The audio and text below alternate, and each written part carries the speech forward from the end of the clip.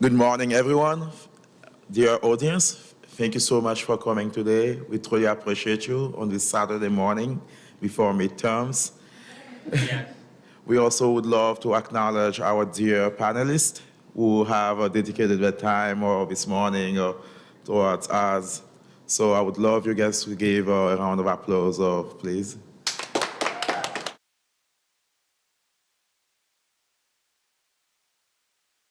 So for those who do not know me, my name is Adam Faney. I'm a current 2L at Vermont Law School. I'm currently in a JD and a Master in Energy Regulation Law program, and as of currently a Vice President of our Balsa chapter here at Vermont Law School and Vermont Law and Graduate School. It is really much a pleasure for me to be monitoring this presentation today. So without waiting, we would love to acknowledge our dear e-board here at Balsa, and welcome each one of them to actually present themselves.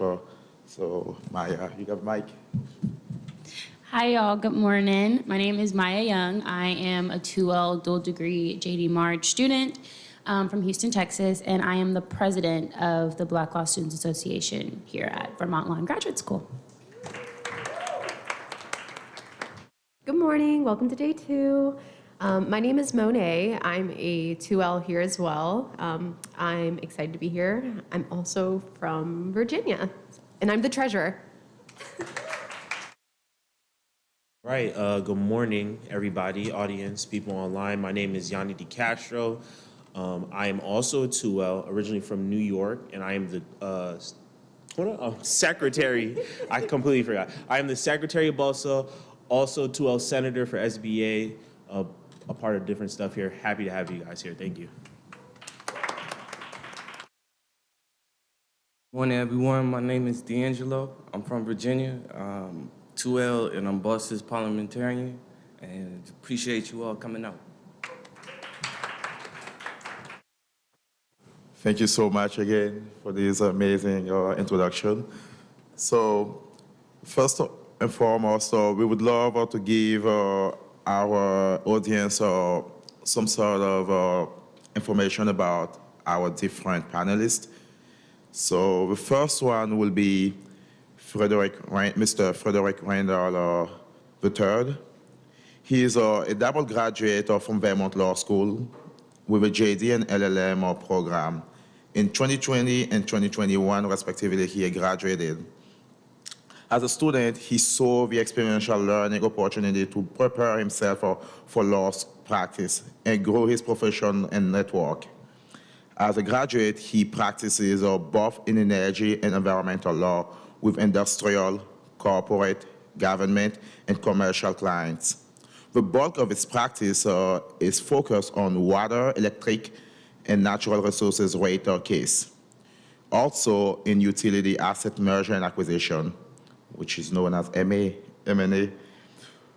He's also focused on power purchase agreements, renewable power development, federal appellate litigation, and environmental due diligence. Currently, he's awaiting for the bar result from the February 2021-2022, and he's currently waiting for the District of Columbia bar exam. So please, I would love the audience to give a round of applause to him. Congratulations.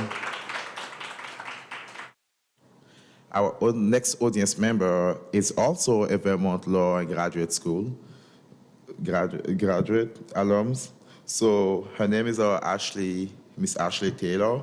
So Ashli graduated from the University of Maryland, College Park in 2018 with a degree in government and politics, and obtained her Juris Doctorate and Master with the honor of counsel, elected president of Vermont Law and Vermont chapter of Native Law Student Association. She served also as a delegate at the United Nations Framework Convention on Climate Change and Conference of the Parties, which is known as COP for some of you, and she also taught, she taught as an assistant for thoughts appellate advocacy, and international climate change law. She had the opportunity to travel throughout the country. Some of the places she's been in is Cambodia, Thailand, and Myanmar.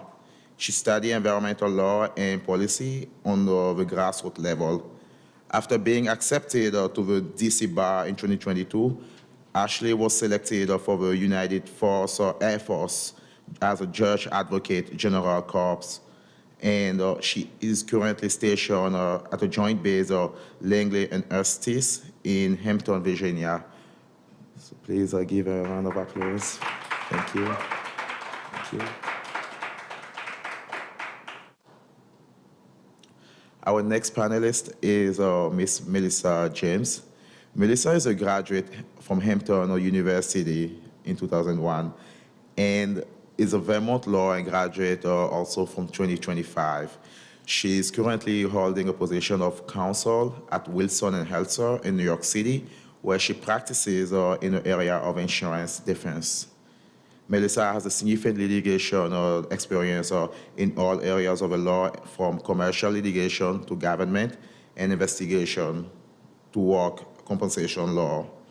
She was also an adjunct professor at one of the well-known fashion schools in New York City, where she taught course in business and fashion law. Melissa is on the board of the Society of New York Worker Compensation Bar Association, and recently joined the Leadership Council of the UNCF to help broaden the awareness of the importance of historical Black college and university.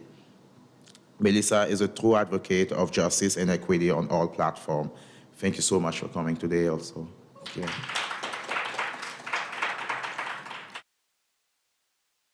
Our next panelist is Mr. Joshua Franklin. Mr. Joshua Franklin is a native from Brooklyn, New York, and an HBCU graduate. Mr. Franklin currently resides in Minnesota and was employed as an attorney at Barnes & Thornburg, LLP. As a member of a litigation department serving as counsel in the aviation, fintech, private client service, white collar, and investigation practice group. Since 2021, Mr. Franklin has transitioned to connecting to contracting attorneys with small and mid-sized firms across the Twin Cities. Mr. Franklin is also passionate about building a sustainable equity in the family of urban communities through innovation and small business. Outside of the practice of the law, Mr. Franklin is involved in mentorship and professional development training for aspiring entrepreneur, startup, business, student, and young professional. Mr. Franklin's interests include aviation, digital asset, and small business. We truly appreciate you today for coming. Thank you. Give him a round of applause.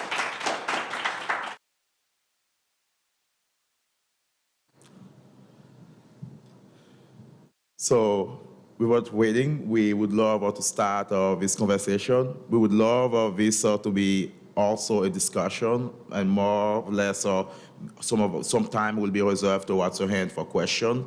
So please keep your question, and we would love to have them. So without waiting, my first question to you guys. So, coming from law school, how did your law school experience prepare you for the practice of the law?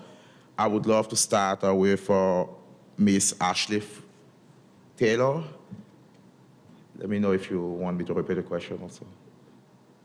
Oh, no, I heard the question. Thank you. And I just again want to say thank you for inviting me to be here. I think that law school prepares you because you learn to be uncomfortable in law school very quickly and early on, whether that's being cold called or just being kind of unfamiliar with the material.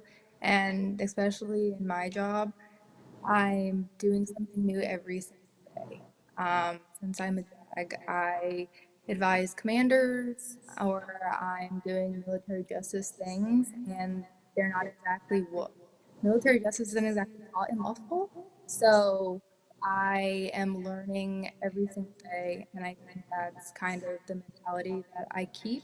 is just always practicing and always being open to learn new things and continue to advance in my job. From here, I will ask Miss Melissa James to give her experience, or how did her law school experience prepare you for the law practice? I think you're currently muted. Yes, I'm sorry. Wonderful. I do want to say, yeah, no, thank you all for inviting me. I think this is very important. I wish I had had it when I was leaving Vermont Law School, but I will differ in my answer. I think when you come out and you practice law, depending what you're doing, it's going to be new. And I think while law school does give you this ownership of learning how to think outside of the box, when you go out and you practice law, it's going to be a totally new experience. And it's going to be all of those things that you've learned in life from your undergrad, from law school, and just kind of like being you and having that strong sense of power to know that you can do it. That's what's going to make you great in your field from my experience. I think law schools teaches from a theoretical point of view. I feel like there's an echo. No? Oh, we don't hear it from here. Okay. So. Okay, good. Okay, so I was going to say, I think that law school teaches sometimes from a theoretical point of view. And it's really those practical experiences that you get by doing either externships. I know when I was at Vermont Law School, they had this judicial externship where I had an opportunity to go to Washington, D.C. for the semester and for the summer and clerk with a judge. And I think that that was something that was really monumental in my ability to be able to really understand how, legal and practice come together, and it actually plays out in the courtroom. It makes you a better writer, it makes you a better thinker and a better litigator. But it was also being able to do it. They had another I don't know if they still have this there, but they had like where you can go and be a student exchange at other law schools. And so I was very intentional with the things that I was doing at Vermont Law School. And so I spent the last year at New York Law School as an exchange student. And I did that mostly to make sure that I was putting myself in a position to where when I came out, I would have a job in New York. So I think a lot of the times while law school gives you this sense of exposure of how to like legal analyze in different ways and have critical thinking skills that are superior, the practical part of it is really has to be the initiative and the push that you put forward. Thank you so much for this grateful insight. So I will go next to Mr. Frederick Randall. What do you think? Well, I know that I co-sign everything that Melissa just said. And before I begin, I want to once again thank VLS Balsa for reaching out for this opportunity to share my perspective. But 100% what Melissa said, I agree with. I'm an E&E, energy and environmental guy, so Vermont Law School substantively prepared me really in depth to understanding the general existence of the law, how they came about with respect to energy environmental law, which really did help me and helps me when it comes down to the actual practice of the law. Because while some of the peers that I have coming into or have coming into law practice were, maybe they had taken one environmental class, maybe one, uh, 3 credit hour class on electricity, perhaps. At Vermont Law School, there's a wealth of energy and environmental classes, and taught from the different professors who've had different backgrounds, and their pedagogies come into practice in the classroom. And so I think that those law school experiences in the classroom helped me tremendously. Along with, I took initiative and signed up or was appointed by the town of Hartford to be an energy commissioner for the town for a 3 year, basically my law school experience. And I think concurrent to those in classroom learning opportunities, coupled with being able to take those that knowledge from inside the classroom in the textbook and being able to apply that in a practical day-to-day scenario, for a town was extremely helpful. And I encourage everyone to get as much practical hands-on experience because it 100% will give you a leg up over the next associate in the private law sector. And I'm sure for other folks, on top of other folks at other NGOs, government, or perhaps even if you're lobbying, it'll tremendously help you. Thank you. Mr. Franklin, we would love to have your insight also on the question of coming from law school. How did your law school experience prepare you for the practice of the law now? I first want to echo and say thank you again for having all of us this morning. Great to be here. I also want to echo everything that the other panelists have said, specifically as it relates to learning new things every day, also getting out there and getting as much practical experience as possible. I think I can put both of those two things together in the category of hustle. And so law school certainly teaches you how to hustle, from the networking to managing your own schedule to also getting out there and dealing with life, learning how to analyze law in a different way, and also be able to navigate the experience of trying to get employment. All of those things together in such a short span of time really does prepare you for the practice of law, because when you get out in private practice, it's like a whirlwind of all of those things at once every day, whether it be a new client that's coming in the door with an existing case that you have to get up to speed on in 5 minutes, or whether it's having another matter that you're dealing with that you are maybe working with a bigger team that you've never worked on before, or transitioning to either a new place of employment or practice where you're in learning entirely new skills. The practice of law is, in fact, a practice. And so you're getting better every single day.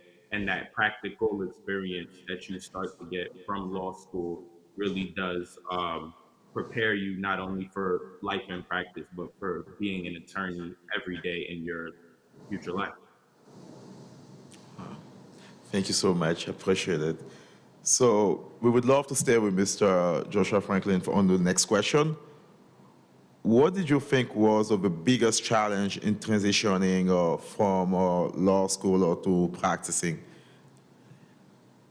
The biggest transition, really, well, speaking personally to my experience after law school, I immediately started at Barnes and Thornburg. And so I think one of those things was not being in full control of my time. Being in private practice, is a lot of work. And so, whereas you have your opportunity to manage your own schedule the way you have been for the past 3 years in law school, and by your second and a half, third year, you think you got it all figured out, and then next thing you know, you have 25 more things on your calendar than ever before. You're involved in 4 new projects. You still want to get out and network within the firm, but also outside the firm. And then you also still want to have time to be a normal human being, brand new lawyer out of law school. And all of those things can certainly be a challenge. Particularly, I was in litigation. And so the experience of being also not only doing general business litigation, but also finding your niche and getting into practice in different areas and having different opportunities is a lot different than sending out a cold call email and meeting somebody for coffee. So that was one of the hardest things transitioning from law school to private practice, was reorganizing my time. Wow. The luxury of time. Luxury of time never stops in law school. And right after law school, you're still going through it. Wow. Appreciate that. We would love to ask Miss Taylor, what does she think about what was her biggest challenge in transitioning to the practice? I guess I just want to start off by saying initially I attended law school, half of it was online. And so when I graduated during COVID, it was just hard to find jobs.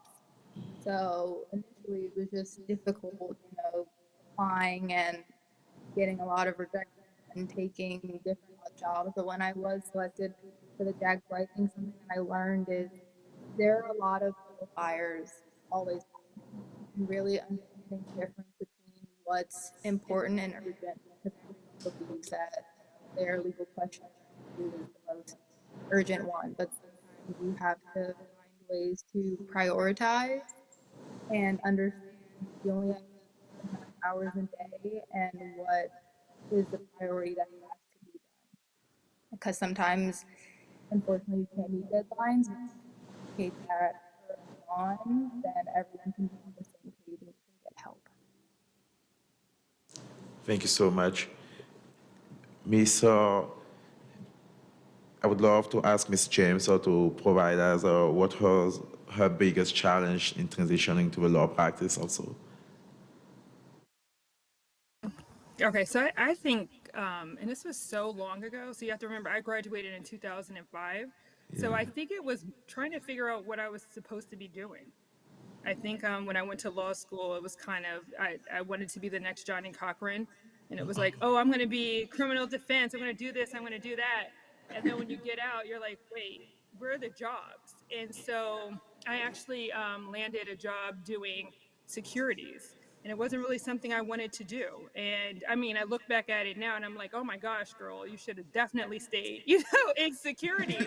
But at the time, it was kind of not really understanding and the lack of mentorship to really kind of understand what law really looks like and what direction do you really want to go into. And so I would say the biggest journey for me was really trying to figure out what kind of lawyer did I want to be. What does Melissa James look like as a lawyer? Mr. Frederick Randall, what was the biggest challenge you had in transitioning to a law practice after graduating? So the biggest challenge for me going into private practice was, and I have to give a little bit more context. So I never did a legal internship with a law firm during the law school experience. I did government, working with the DC Public Service Commission as a law clerk. And so government and private practice have totally different approaches to, how your time is managed. As Joshua said, your time is not your time. You're there in service of your partner's needs. And I think for me, one of the biggest challenges initially was figuring out specifically how to tailor memorandums or any other deliverables in the way that the partners wanted it for the specific type of clients. So for getting more granular for my experience, again, within the energy, the firm has, corporate, commercial, industrial, and government clients, and those have, those entities have different desires. And on top of that, they have different, each partner has a different style that they like to present information. And so some partners have a certain way that they want their grammar, the structure of their documents to be presented. And I think that for me initially was a challenge because I was used to, you know, I write a memo the way I want to write it, in, you know, in however I want to write it. But working with, on behalf of a firm and their clients and for a partner who delivers in a specific way, that was a challenge to take the substantive information that I had acquired and learned, and researched, and then package it in the specific way that they wanted to have it packaged. So what I would generally advise is just to start thinking of your, if you don't already, and for those who want to go into private practice, is I would think of your law professors as your clients now, so that you can start to, get in that mode of writing, to meet the needs of your client professor now, so that when you're in private practice later on, for those who want to go into private practice, that there's not as much of a learning curve on top of some of the substantive information. Wow, thank you so much. I appreciate the recommendation on this note. So my next question is a little bit kind of open-handed, and the goal is to understand: do you prefer your time or during law school, or do you enjoy better your time or after graduating from law school? Anyone can answer this question. Also, you have people from the audience that you cannot see, maybe, but a lot of people are laughing. And like, yeah. So, Well, if no one else is volunteering right now, I'll go ahead. I prefer my time after law school. I'll be honest, having a actual client that needs the information is far more of incentive. For me, it was more of a draw to do more work, to work longer, to be more investigatory than writing a paper for the sake of academic exercise. For me, it's cool. For those who care about that, it's great.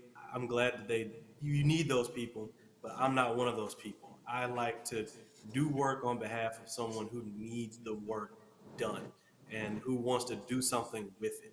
You want to build some, solar panels? I'm there for you.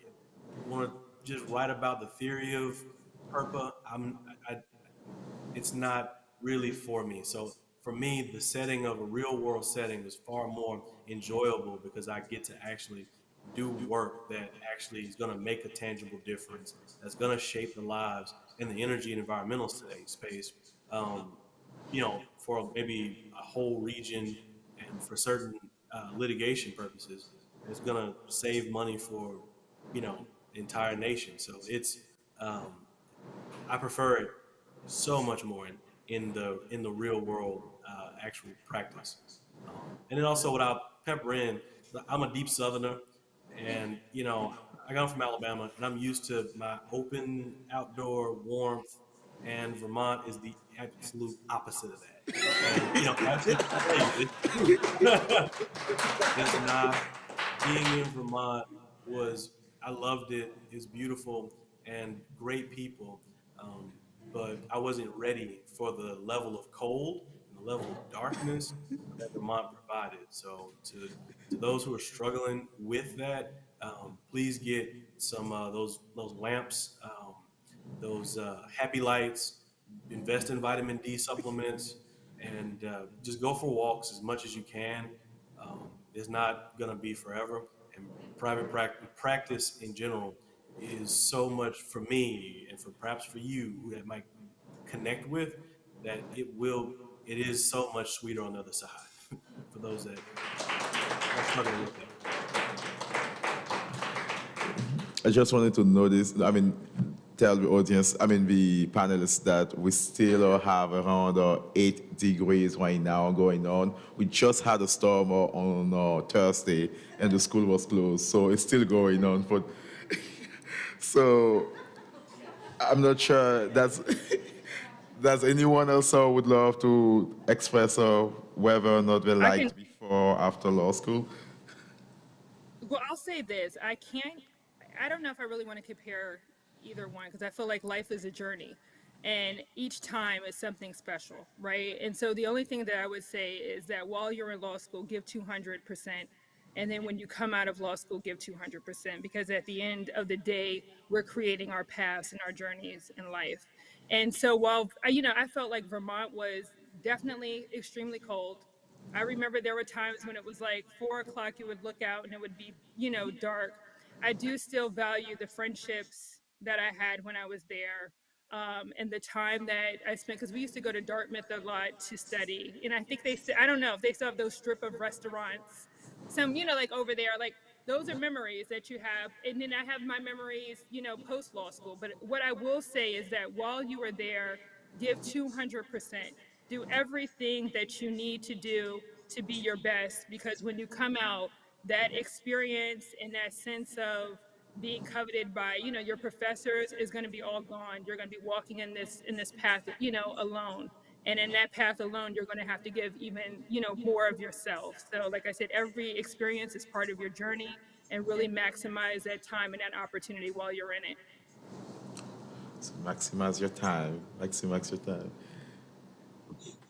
I'll Anyone just else? briefly, yeah, I'll briefly add that while the other two panelists were speaking, I was also kind of thinking about the difference between before law school and after law school. I wanted to note that networking as a law student is 10 times easier, at least for meeting new attorneys and other attorneys, than it is as an attorney.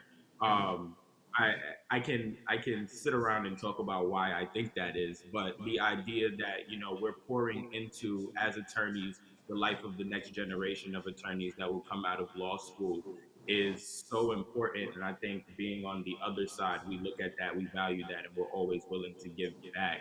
Um, so that is the goodness of being a law student is access to attorneys is essentially infinite. Um, on the other side, I think obviously, the being compensated for your work is far much more of a better system than 3 years of working hard for your degree. But certainly like to echo the sentiment of having that real world experience and opportunity to do things for your client, to be more investigatory and to essentially take the lid off and get deep into the weeds of the facts and the law to the point where you have your own personal understanding of the case and feel that direct connection to the client, whether it be a commander, whether it be a private client, whether it be anyone. So that would be one tidbit that I'd add. I would just echo and I agree with everything everyone said. I think just want to kind of foot stomp that like when you're in law school, like it's an academic setting. Like it's okay to make mistakes and you know, be uncomfortable, you get a question wrong when you get cold called. I know all the ones I got cold called, I will never forget what the right answer was. And when you transition to graduating, once you have that degree, everyone expects that you just kind of like whatever it is that they're asking you. So just kind of really taking the time in law school to like take the time to learn and really understand. Thank you so much for mentioning this part that do not be afraid of making mistake also. Yeah. So my next question is regarding upon graduating or before graduating, how did you really make up your mind about your area of practice? Did you already know what you wanted to do? I know some of you already elucidated to that, but how did you come up with that mindset? This is what I'm really looking to practice. And anyone or I mean, I'll Mr. speak to. Thank you. Um, I didn't know, to be completely honest. I was gracious enough to have the opportunity to be first and second year summer associate at Barnes and Thornburg, which really opened me up to the different areas of practice that were available at that firm.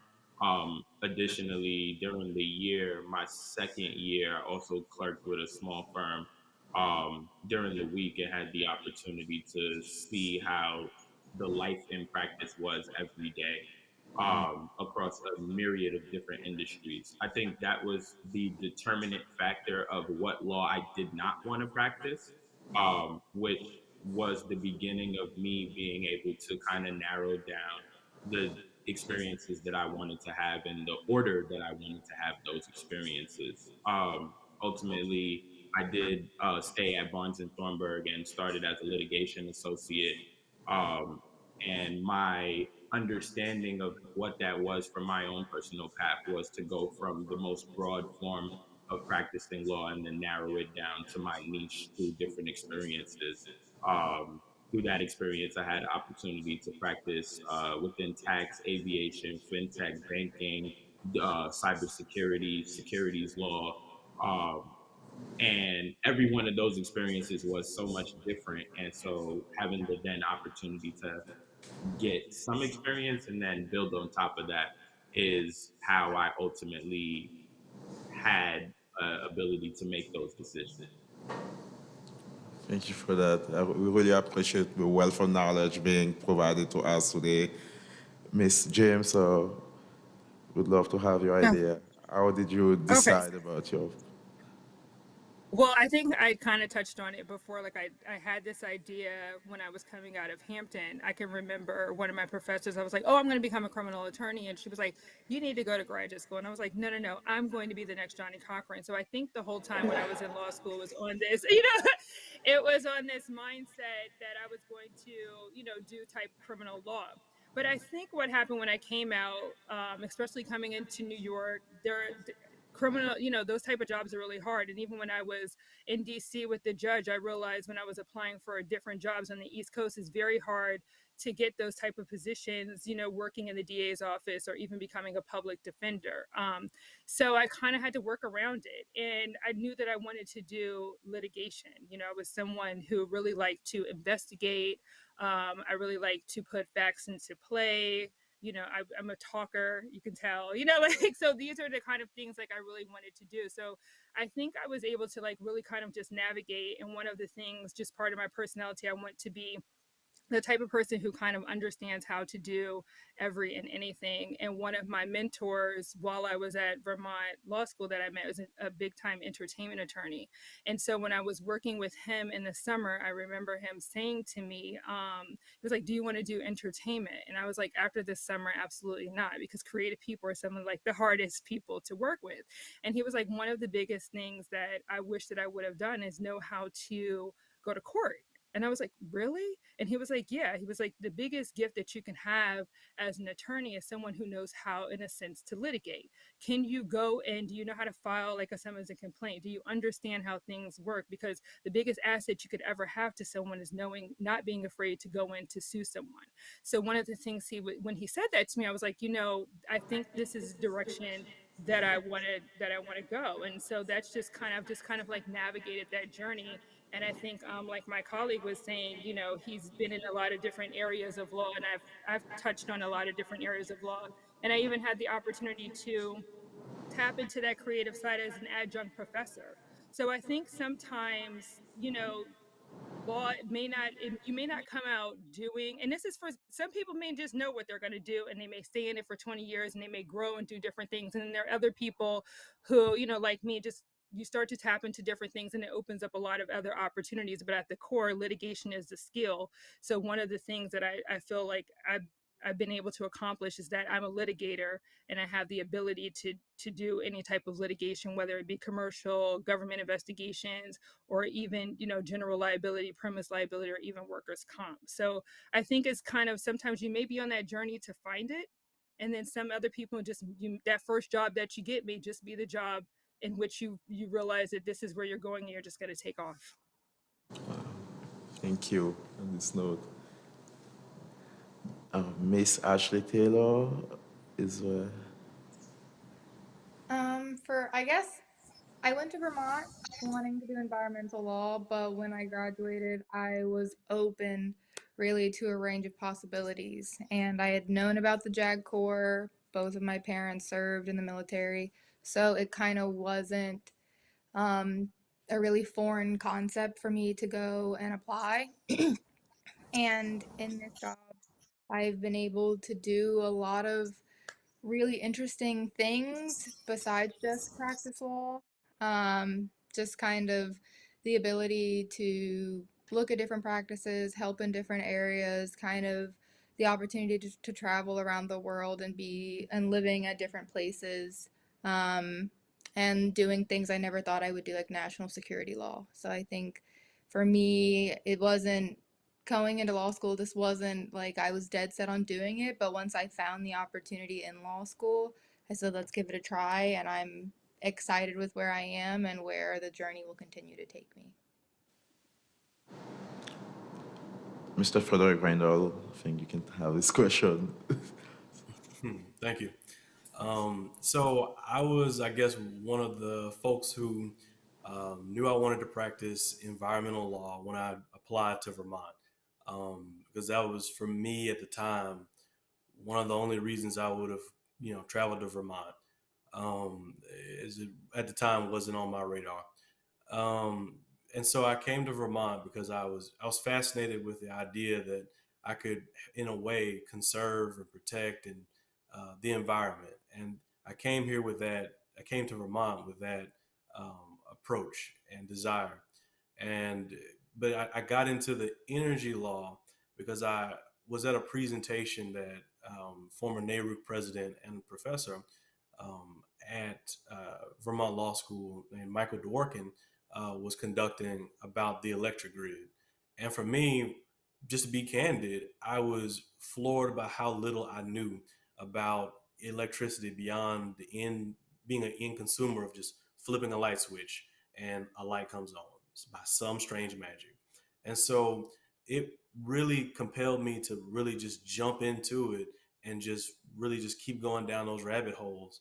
And it, me being curious and just, having an open mind to learn and meeting good mentors who had my best interest at heart really helped me, I guess, focus in primarily on the energy law, but keeping that desire to practice the environmental law as well. And wonderfully, I was able to do that. So it was kind of, to be honest, I applied to Vermont Law School specifically because I wanted to do environmental, but then I got, I guess, wooed over by the dynamism of electricity. So that's pretty much how I got to, energy and environmental law.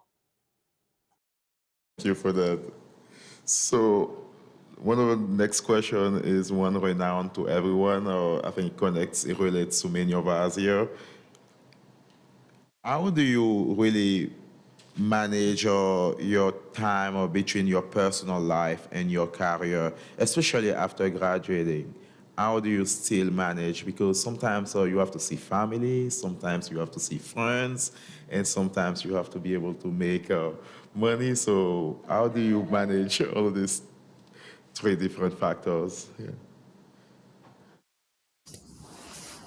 Is anybody managing?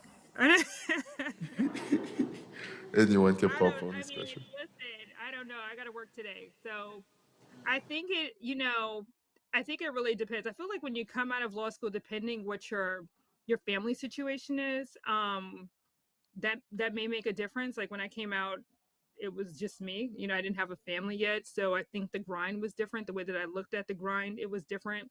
Now I'm a mom. I have a daughter. We got to, go to tennis. You have all of these other things that you have to manage. So at least I feel like I'm senior enough to have the flexibility. Like if I need to leave at 3:00, I'll leave, pick her up, take her to her lesson, or, if I'm going to skip out that day, we have to go to a tournament because she's off or something, I could do that. But I feel like I worked hard enough to put myself in a position to do that. But I think it really kind of probably also depends on the area of law. I think a lot of people who go into government may not have the same experience as someone who probably goes to a law firm. I think the expectation when you go to a law firm, whether it be like a small, multi-million-dollar securities firm to a big law firm to a medium-sized litigation firm, that life is going to be totally different than somebody who may be going to the AG's office or, probably doing some type of government work. I mean, anybody weigh in here if I'm saying anything different? I see Mr. Franklin laughing. So, Yeah, no, that's 5,000,000,000% correct. It's funny. She said she's gonna go to work today. I was working earlier this morning, and yeah, that we'll end there. How do you manage your time? I agree. It is very particular to your personal life. And when I heard the question, I wanted to remind both the panelists and the audience that being an attorney is a career and not like a regular day-to-day kind of job. It's not, you are in fact an attorney at work, but I consider you kind of counsel in life. We all kind of, just to be very honest, took an oath to the Constitution. We are looked at as higher than others in a general respect. And I think the way we run our personal lives, whether that be from a professional sense or from a personal sense, the essence again of time is so important, as well as just the way you are. So I currently don't have a family, and so I just work every day. but I very much so understand that those things will change, and so not putting myself in a position where if something was to change that I would not be able to handle it, or that it would cause an extreme frustration to my life or the existing part of my life. Life, I agree, is a journey, and for that reason every step that you take on that journey must uh, be a step forward and not a step back. So in managing your time, um, being cognizant, honest, and cognizant and honest with yourself about what your priorities are and what your bottom lines are really important. Your employer will stretch your bottom lines. Even if you work for yourself, you will stretch your own bottom line. So ensuring that you have those baselines set up is probably the only way to manage your time.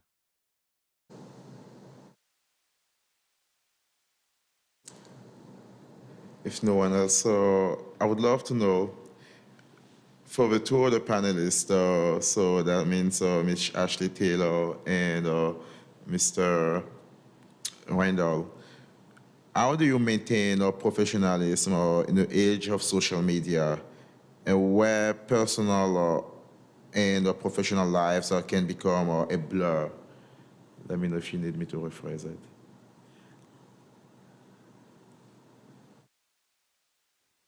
I think for Sure. Oh, me, go ahead, Ashley, please. okay.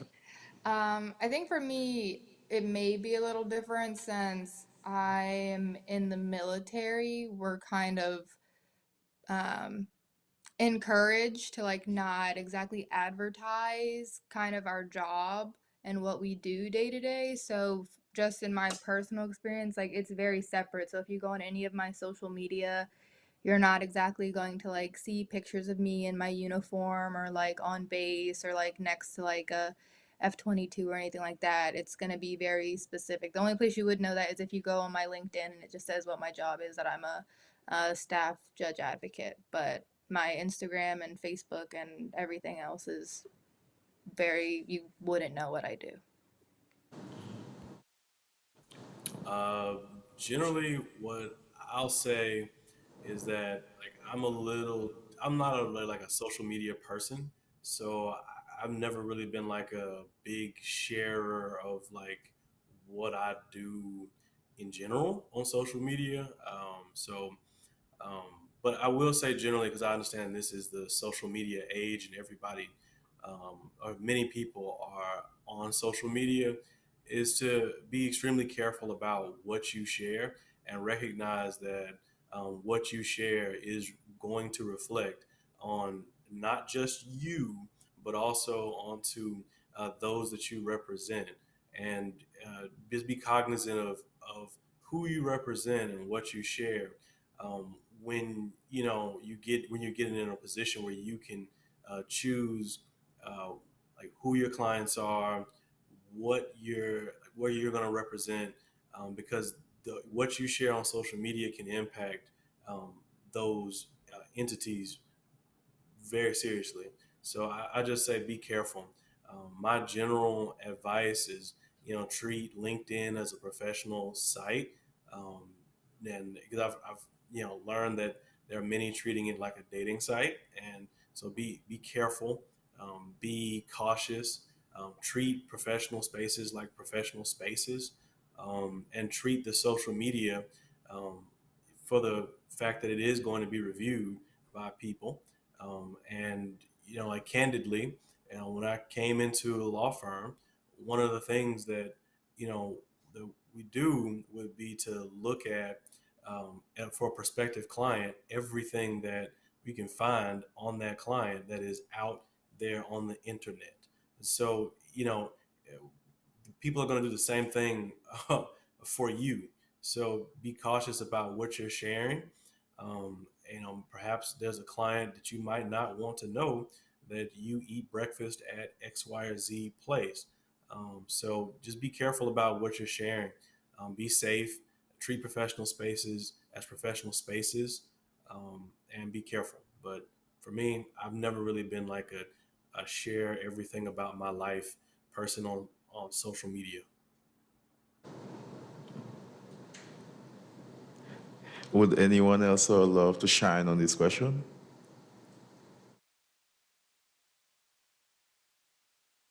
I'll chime in briefly.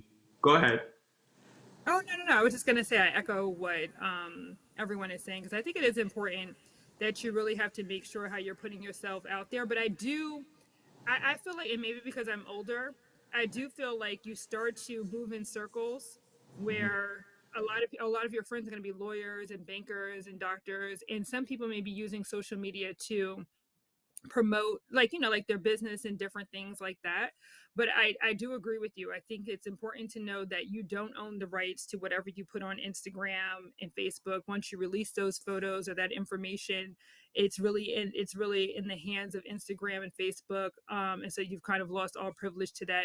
I think it is important, what my colleague was saying with respect to knowing that when it's time for you to start looking for a job, you may have some, potential employers who will be running a social media check on you. So be, kind of be very aware of that.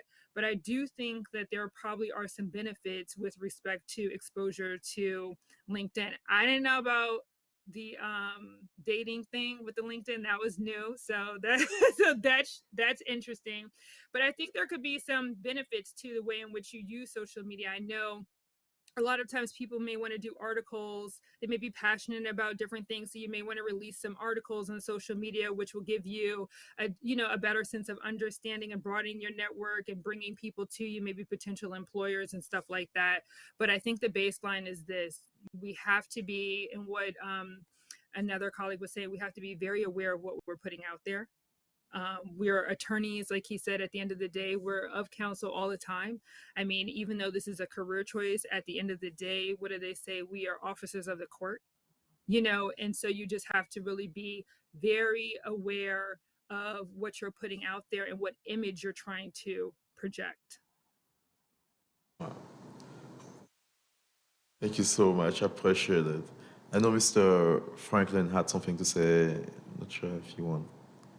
Yeah, no, I very much so agree with everything that's being said, and I do recognize that social media, whether that be LinkedIn, Instagram, Twitter, and the new websites that are to come, are very much so changing. It's an all-consuming form of media now, much more than it was in the past. And it is more so used for advertisement of whether that be self or business. And so for attorneys, I consider social media interesting such that, we are branding ourselves, whether you are in public practice or in private practice, positioning yourself for your next step at all times. And so if you are using, whether it be LinkedIn for professional purposes, or whether you're using other social media sites to show others what you do, um, it is always very important to be aware that everything that is in the public domain, whether or not your settings are set one way or another, is in fact somewhat in the public domain. And making decisions as if everybody on the internet can watch you when you decide to post something is a very important thing, I think, no matter whether you are an attorney or not, but particularly as officers of the court. It's very important because the law today cannot be the law tomorrow, and something that you put on the internet today can be illegal tomorrow, and that's not a good thing. Wow, wow. I love that. I appreciate it, really. So staying on the same exact area, and while we know that as officers of a court, this may be a very much of, I mean, future officer of a court, this is going to be something coming up, background check. So just make sure that you don't use LinkedIn for what you think about, and just make sure you network on LinkedIn and separate it on your other social media, other aspect. So my next question and last question for the panelists before the audience take over will be, what do you enjoy the most about your personal life outside of work? And how do you incorporate those activities in your day-to-day routine? It's open-ended, so anyone can jump on this. Yeah. Sure, I'll bite.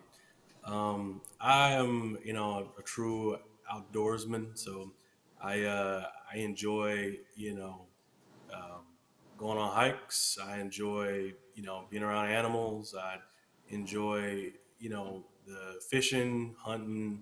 I enjoy, I guess, all the things that I can do outside. Now, obviously, in cities, you can't kind of hunt in the middle of the city, but I can definitely walk. So I would enjoy walks. It was really good for, keeping the blood fresh, moving it from lower extremities to the rest of your body, and um, getting your mind fresh so that you can uh, go for longer periods of time when those work days are a bit longer. Additionally, I enjoy, my family. So I don't have any children yet, but I enjoy talking with my family, and I just make sure, every week I have set times when it's just pure family time. During the week to keep a little bit of balance and sanity when you have long days, um, because private practice permits for you to be able to structure your time, just get that deliverable in by the time, and preferably a little earlier if you can. Um, I can structure my time, so I would make time to watch the NBA. I've been a Lakers fan since 2000, so I make sure that when I can, when time permits, that I'll watch me a Lakers game. Wow, this is wonderful. Miss Taylor, would you love to chime on this question?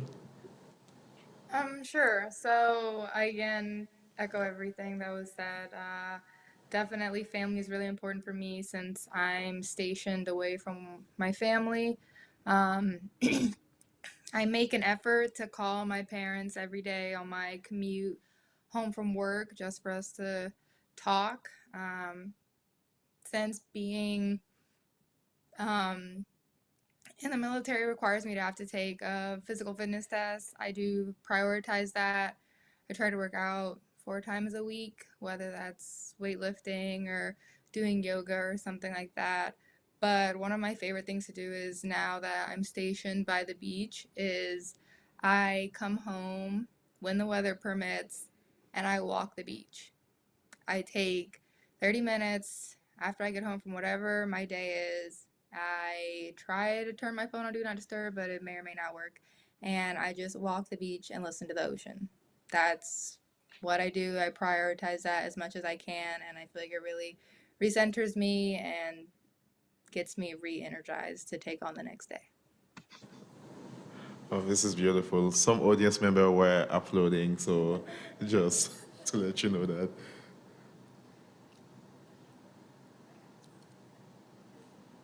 All right, so I guess I'll go. Like I said, I have a daughter. She just turned 10. So I think the best part of my day is really just kind of seeing the fruits of my labor that all come out, in my daughter and everything and all her greatness. And I always love when like something happens and she's like, I told them my mom is a lawyer. So, I mean, it's like those type of things, it's like, yes, girl, like I love those things. But I think another thing, that I do enjoy is doing a lot of volunteer work.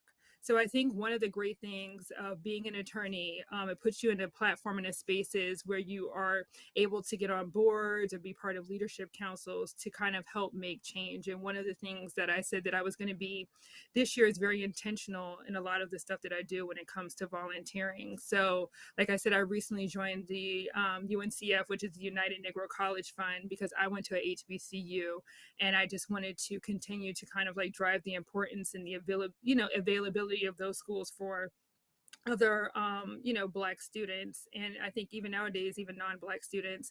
And then also just making sure, like I said, I'm at Wilson-Elser, so some things I may do is I may put in a search of like Vermont Law School, there's nobody there, or I may put in Hampton University, no one from Hampton, or like Howard, like just Howard, just to kind of like see what's out there. And it's also kind of making sure that I can be able to use this position to try to bring a little bit more diversity and equity to the firm, because I'm just like, wait, this can't be right. Like, how am I the only person from Vermont in all of these firms all over, kind of the place? So I think that that's something too that I really enjoy is being able to figure out, okay, I got to this place because I stand on the shoulders of those who came before us. We're all here because somebody came, and I think it wasn't it.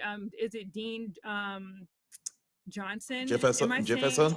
Yeah, Jefferson. Like, wasn't she the first Black student at Vermont Law School? So she The paid. I feel second, like she was actually. The the second. set. Well, think of it, the second. So just think about it. Like, we're all standing on her shoulders, and we're able to do something like this. So I think that, to me, that always drives motivation for me outside of just kind of work and making sure that I'm also building for the next generation and giving other people the platform to make sure that they're going even further than what we were given when we were given our acceptance letters, or the people who were even before us. Thank you so much. Appreciate it. No, I'll add to that, and essentially echo everything that's been said. For me personally, I like to travel, I like to shop, I like to hang out by myself. And so taking time away from work and using my calendar intentionally to ensure that I have time to do that, that I have time to essentially disconnect from my phone and spend at least 4 to 6 hours outside, elsewhere, somewhere else, doing something that has nothing to do with the practice of law, allows me to come back refreshed, whether that be a week later or a day later, and come back and look at my work with a new, fresh set of perspectives, be able to essentially rejuvenate myself so that I can then advocate for my clients. Oh, beautiful. We truly appreciate you guys for your time. And as to our next part of this panel will be to have the audience ask a question. So currently we have our secretary, Yanni De Castro, going to range. Yeah, so I'll have the mic if you guys have any. Okay. Okay. All right, that's a dangerous speaker. Okay, so I'm gonna ask questions. Try to we just be mindful of time because this panel ends at 12. So try to ask one question and be very concise if possible. Okay. So no questions? Oh, okay. D'Angelo, go ahead. Thank you. Yeah, right here. I just want to say thank you all to the panel. My name's D'Angelo. This question I have is for Ashli. I was just curious, for those that are interested in becoming a JAG officer, what sort of skill sets would you say that would help make one successful in that role? Okay. So I think the thing that kind of makes you successful is something I didn't really do. But I think if you're in the opportunity to take any kind of additional trial ad classes, I know in that position with the interview when I explained that my law school kind of forces students to take appellate, the interviewer was really surprised and thought that it was really good. But generally, in your first position as a JAG, in addition to the other things that you do, you are a military prosecutor. So if you are able to kind of show and demonstrate that you have kind of some familiarity in the courtroom and you can like really understand your evidence rules and stuff like that, then that can help you stand out and be a good candidate. Okay, thank you for that response. Hi, I'm Monet. This question is for Ashli again, sorry. So I'm also from that part of Virginia that you're at, and I'm planning to go back because that's where my heart's at. And I just want to know, like, what's it like, what's the community like with the Black lawyers down there? So, like, I'm a first generation, and I have no clue, honestly, outside of Vermont right now with the people I'm in school with, like Black attorneys. And I know only a handful, maybe. But maybe not even in Virginia. So I was just wondering how that is down there.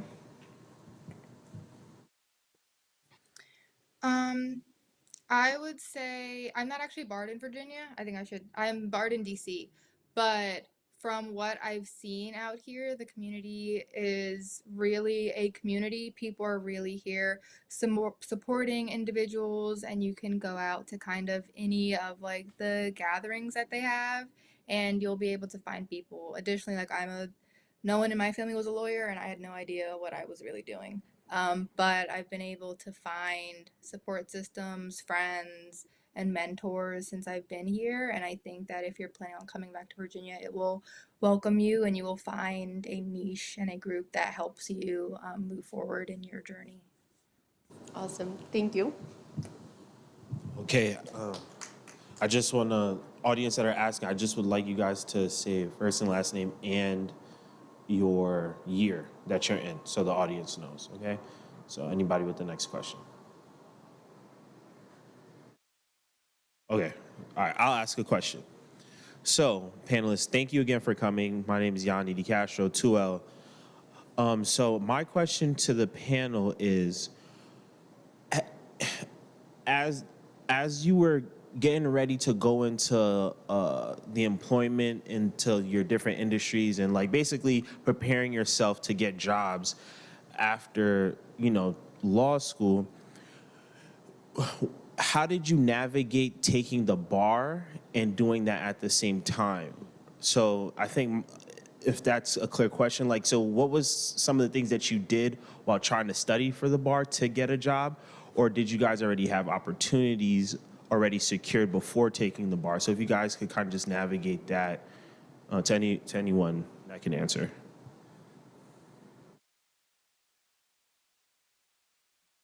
I'll speak to that briefly based on my personal experience. I received my offer letter after my 2L summer.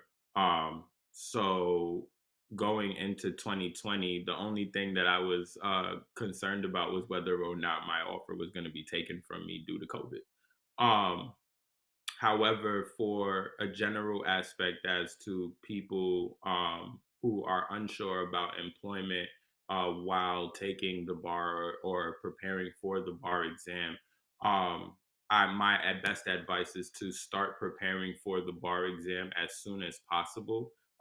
Obviously, keeping in mind not in your first year of law school because you're looking to get acclimated to law school, but certainly within your second half of your second year throughout the end of your law school career and up until you apply for admission to the bar. You should be very well knowledgeable into the subjects that are going to be tested on the bar, as well as what your specific study style and schedule will be, both for the ramping up to getting to the bar exam and then into those 6 weeks that I think you need to shut everything down and then just focus. And so managing your time in a way that allows you to also network, interview, etc., but also have that time to really lock in and get ready for the bar exam. And I want to say that I feel like employers understand what it means to sit for the bar, because the bar is hard. Like, I don't know where everyone else took their bar, but I took the New York bar, and that bar during that time was a beast. Nothing prepares you for studying for the bar. And, I feel like when you study for the bar, the whole world has to shut down. You really become a different person. At least that's what it was for me. And that you really have to pour a lot into understanding how to study for the bar and what it takes to actually pass a bar exam. Some people pass on the first time. I did not pass on the first time, but I'll tell you this. As hard as I studied for the bar, I said to myself, if I would have studied that hard ever in life, I probably would have been at Harvard or something. I'm just simply saying, because the bar is just a totally different beast. I feel like nothing can prepare you for what you have to really do to commit for the bar. Everybody's journey is a little bit different, but I feel like when I took the New York bar, even though it has totally changed, it was very hard, but employers understand. I feel like employers understand when people are practicing for the bar, they're not really expecting you to kind of work these long hours and do all of that. And a lot of jobs don't really have people come. I can't remember, but I feel like you don't really, even if you have an offer, you may not start until after you've taken the bar, and then you have to wait for the results to come. So I think when it's time to study for the bar, you really need to put yourself in a position where you are studying for the bar so you can pass the first time and be done with it. All right, thank you so much. I appreciate those responses. Anybody else have questions? If not, I have more, so it's okay. Don't be shy. Okay, so I have another question. Let's go. All right, so my next question is, this is more towards networking. In your personal opinion, now that you guys are professionals, what are some tips and advice would you give to law students about how to effectively network and kind of like inquire about getting a job with a certain employer, but doing it like in a very tactful way, in a very humble, respectful way? Like, what are your personal opinions on that, and what are some steps that you might have, if you could answer? Thank you. I'll also take a first stab at that question. Um, be intentional with the people you reach out to and why you're reaching out to them, and know who they are when you reach out. Um, I remember being in law school, those were some of the things that I was very concerned about, and those things helped me a lot. I think that sometimes when other law students reach out to me, attorneys are very cognizant, both attorneys when talking to other attorneys and attorneys when talking to students, like candidly, what do you want?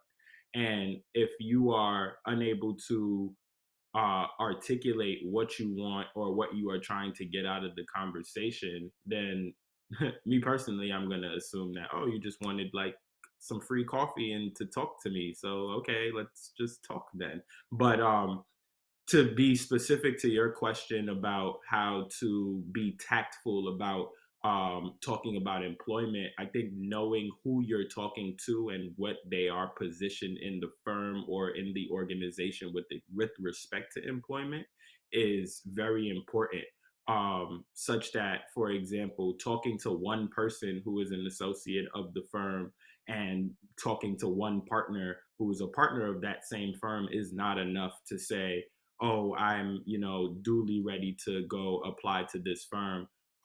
My real suggestion at that point would be, if you are looking at a specific firm, to avail yourself to the knowledge of both the personnel and the practice groups of that firm as if that was your job. So meet everybody. And when you are meeting those people, particularly being tactful about, you're going to apply later on to meet people in different practice groups, meet people who work together and who don't work together, so that when your name probably finally gets to the hiring manager's desk, that everybody in that firm knows you. And I think that is very important. And I have personal stories with a number of firms that prove that tactic might just work. Thank you so much for that response. Anybody else have any tips or advice on that? I would say that I think it's good to invest in mentorship and understand that mentorship looks different at different levels. There's nothing wrong with having two different mentors. You can have someone who recently came out of law school who's navigating this journey, who can offer you a sense of understanding and advice on what it looks like. And you can have someone who's a little bit more seasoned, because someone who's more seasoned may be able to put you in contact and teach you things and show you things and, help you gain a better understanding of how to even navigate the area of law that you want to do. And I think that also comes with networking, because I've had mentors who have put me into a lot of good positions to meet other people. They didn't even necessarily practice my area of law, but because we built a strong relationship, they were able to connect me in different ways that I couldn't even imagine. And like my colleague was saying, sometimes you start to build on reputation with being able to go out and have those conversations, and conversations just may be general conversations or intentional conversations, but having those conversations and people seeing you and saying, you know what, I like you, because perception is everything, that moves you around in spaces faster than if you're just, kind of like sitting and waiting for people to come to you. Wow, thank you so much for that response. I really do appreciate it, and very eye-opening. Oh, we actually have a question. Perfect. Thank you. Hello, I'm Leah. I'm a 2L. And thank you all so much for being here and for sharing your knowledge. I have a kind of a follow-up question to what you just mentioned about mentors. I'm wondering if any of you have any specific experience or suggestions of, like, in terms of mentorship, I feel like I hear it tossed around a lot, but I am also a first gen and college and law student. And so I sort of wonder, like, how explicit should we be? Like, should we ask a person that we admire, like, will you be my mentor? And can we have this schedule, versus having kind of like amorphous relationship. Like, I'm like, I have a professor that I admire and I view them as a mentor, but I haven't used that word with them. And so but I definitely could see the benefits of clarifying that. So I'm just wondering if any of you have experience of like how to solidify or clarify that relationship. I'll take it if I may. One of the things that I have really done is try to find as many VLS alums who practice in the area that I, work within. And, you know, and so to get more granular to answering the question that you're getting at, first, I want to see, do I get along with this person who, may have the position or may have the knowledge that I may need, but, is this the type of person that I would even want to be my mentor?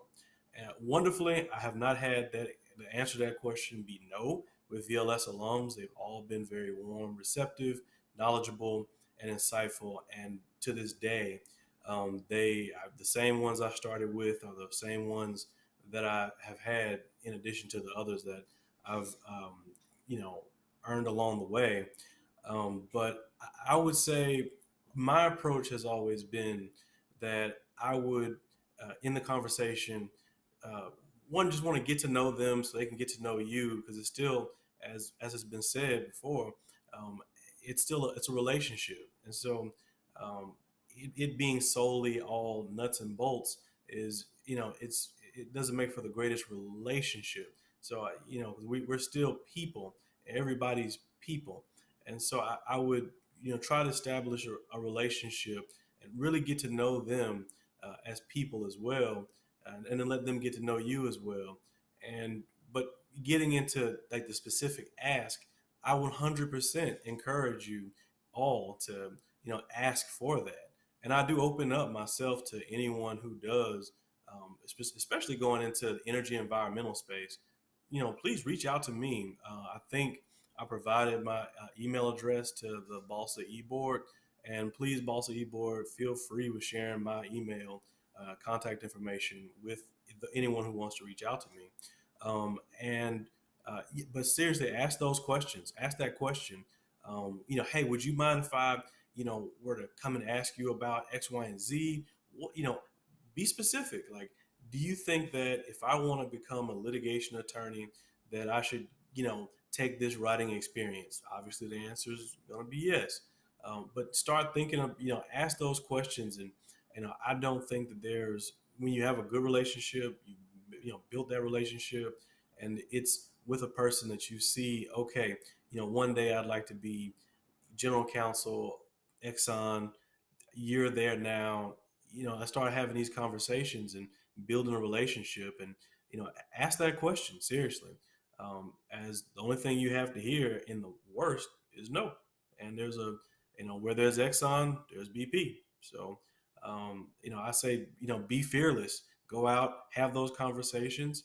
And for those of you who will take clinical experience or experiential learning opportunities in different cities where you want to work, just do your Google searches and find out like who is where, or go into LexisNexis and find out who's counsel for X position, and find out like who they're representing. Have those conversations, do a little research, and I think you taking that initiative certainly shows those people who are in those positions who could connect you with someone else. When you show that level of initiative to find out, okay, I see you represent this cooperative association in this filing, etc. I would do research. That's what I did. That's what I do.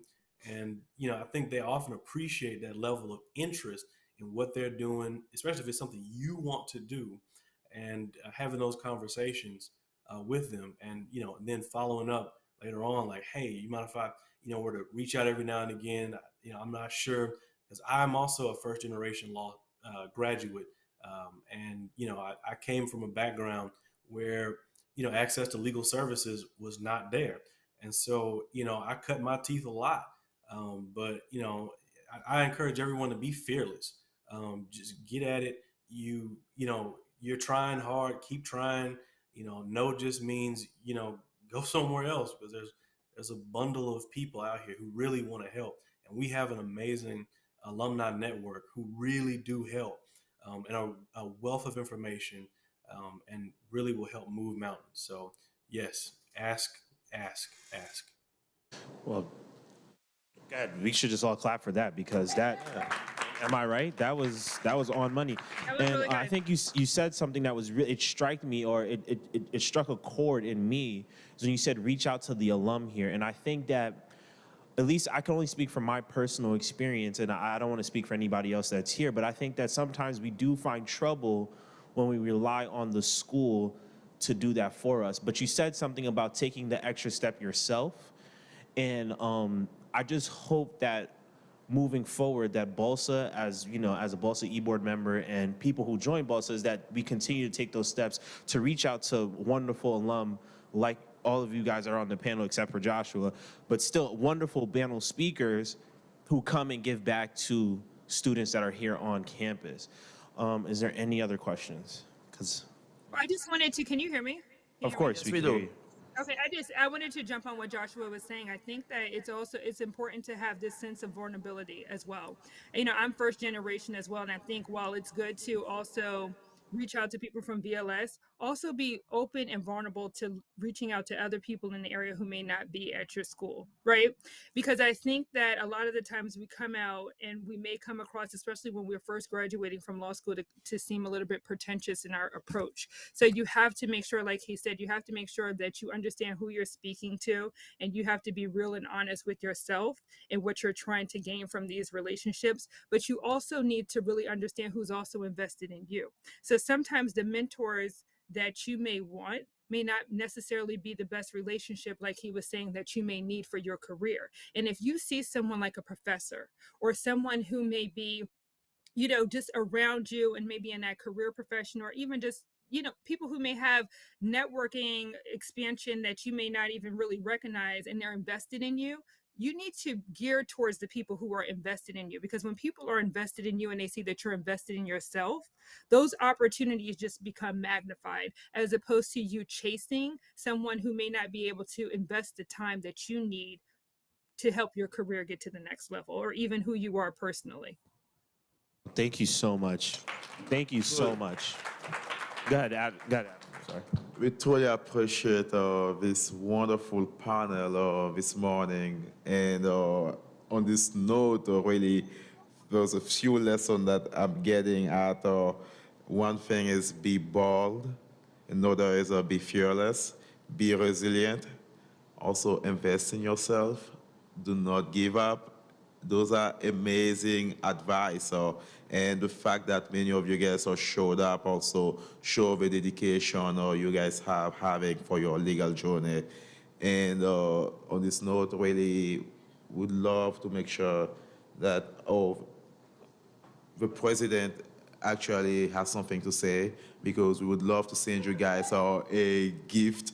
So one of the deals is to send us your mailing address after this conversation, and we'll be sending you guys some gift.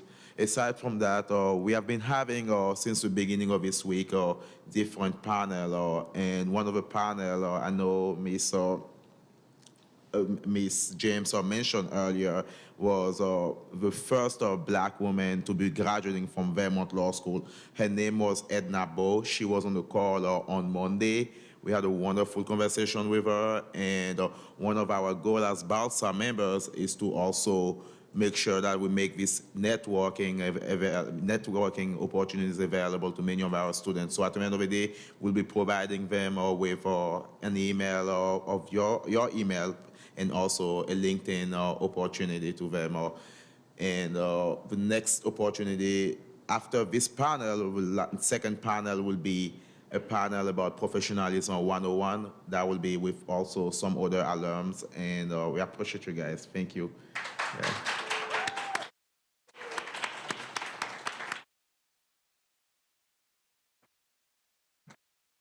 Also, if you guys know of any job opportunities for some of our audience members, at the end of the day, that's one of the things that we're looking forward to, is either like a mentorship or like a job opportunity you may know of, please let us know. We'll be happy to share with our community here because we are very hungry.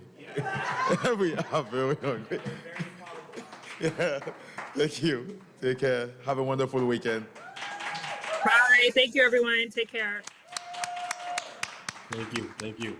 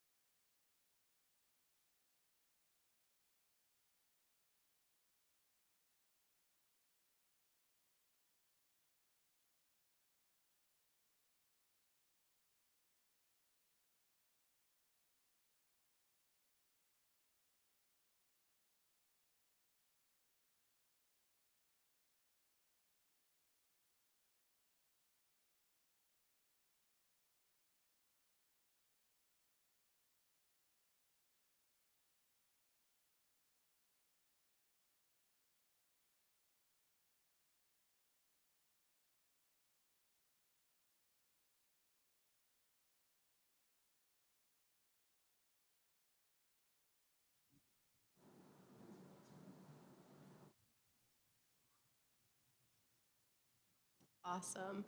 So, hi everyone, welcome back. This is our third and final panel for our Race in the Law Symposium. And those who are streaming online, sorry for the delay. We were having some technical difficulties, but everything's straightened out now. So we're here. So this panel I have today. I'm sorry, as speakers, we cannot hear. So I can tell that you're speaking, but I can't actually hear you. Can you hear me now? Now I can, yes. Okay, cool. Thank God. Of course. Okay, so I was just saying thank you everyone for the for being here today for our third and final panel and letting people online know that we were having technical difficulties and now more, but we're good now. We're good. Everything's fine. So yeah, so this panel we have today is three awesome attorneys who are going to speak about professionalism and their own experience. So before that, I wanted to introduce our board. So I am Monet Ballard. I'm a 2L, and I am the treasurer for BOLSA, and I'm originally from Virginia. Good afternoon, everyone, again. My name is Adam Fane. I'm a current 2L with Vermont Law School, doing a JD and also a Master in Energy Regulation. Really good seeing you guys. Thank you. And I'm also your vice president. All right, hi everyone. This is, I guess, my third time introducing ourselves, but we want to just make sure we get everybody to know who we are. So my name is Yanni Di Castro. I'm a 2L student here at VLGS, and I'm also the secretary of BOLSA and part of some other organizations here on campus. And we are so happy for the folks that are online and the people that are in person attending and our panelists that are here. So thank you so much. Hi, y'all. I'm Maya Young. I am a 2L dual degree JD March student, originally from Houston, Texas, and I am the president of BOLSA here. Hello, everyone. D'Angelo, Virginia, 2L, and the parliamentarian for BOLSA.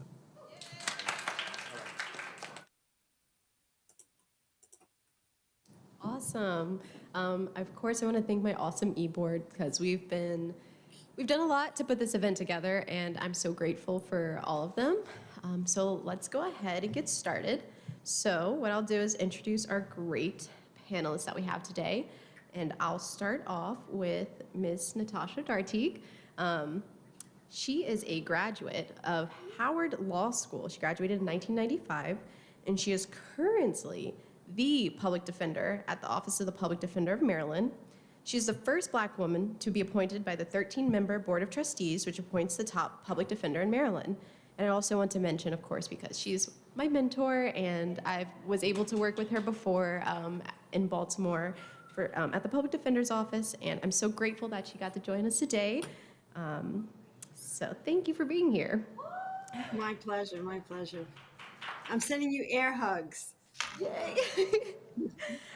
Next, I'm going to move to Torrin Collins.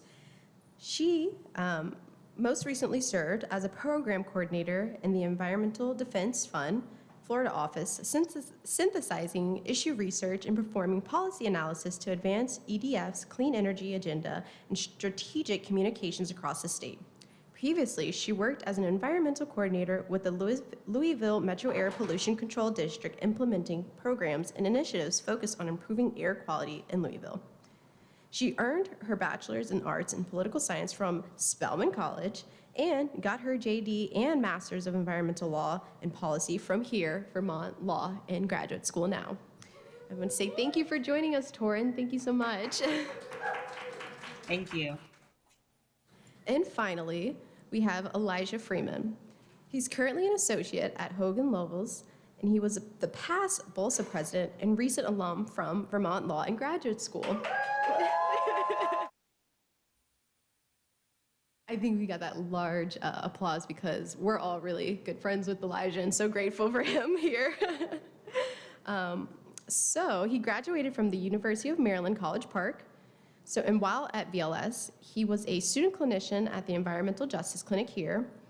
He worked at the U.S. Environmental Protection Agency, Region 2, and he worked on legal and regulatory issues relating to the Comprehensive Environmental Response, Compensation, and Liability Act and New Jersey environmental and property issues. So I'm so happy to have you here, Elijah, back at VLGS on a virtual panel. I'm so grateful for you to be here today. Happy to be here. Right, so I'm just gonna hop on in. And of course, this panel is about professionalism. So my first question is going to be, what would you define as professionalism? We have this concept of it being well-dressed, having your hair done, looking nice, looking presentable, but that idea is outdated and no longer reflects our society now. So could I, and this is an open question for everyone, could you all explain what you think professionalism is?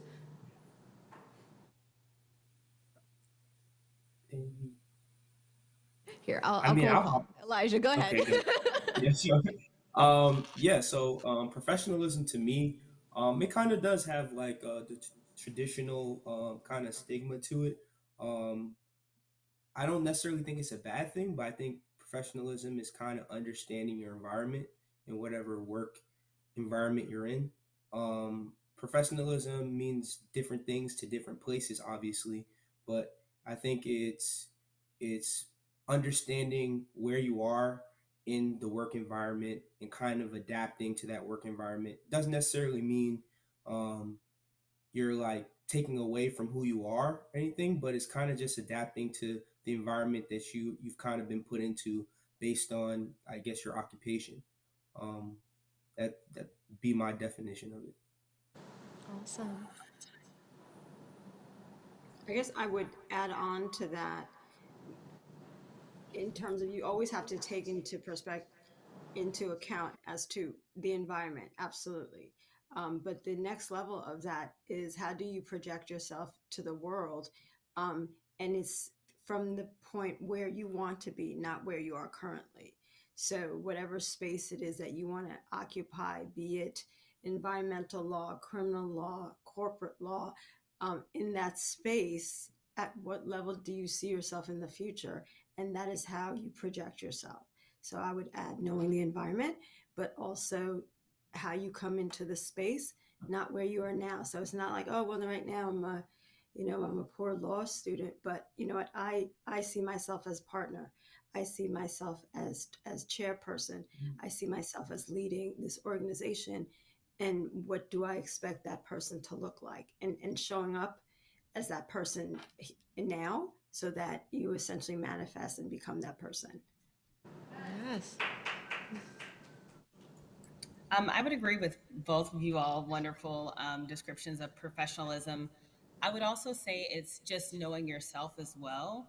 And so when you know yourself and kind of the platform you have and the foundation that you're building upon, that really helps you to connect with the future self you want to be, and also understanding how to navigate spaces and adapt. So for me, coming into this profession and learning what I wanted to do and who I wanted to be and kind of what my my goals were and what my convictions were are really helpful in being able to navigate those spaces where I had to be professional and where sometimes there may be disagreements and discussions around things that that maybe weren't there were challenges, but it's allowed me to really know if I knew who I was, I can go through those conversations without any challenges and not having any shortcomings. So definitely would just add that on to what the others have shared. Yes, thank you. And I actually want to put a pin in that idea of the challenges that we face while in the professional field. So keep that in the back of our mind. So for each of you again to answer, what aspects of professionalism do you believe are most important to the role that you have currently?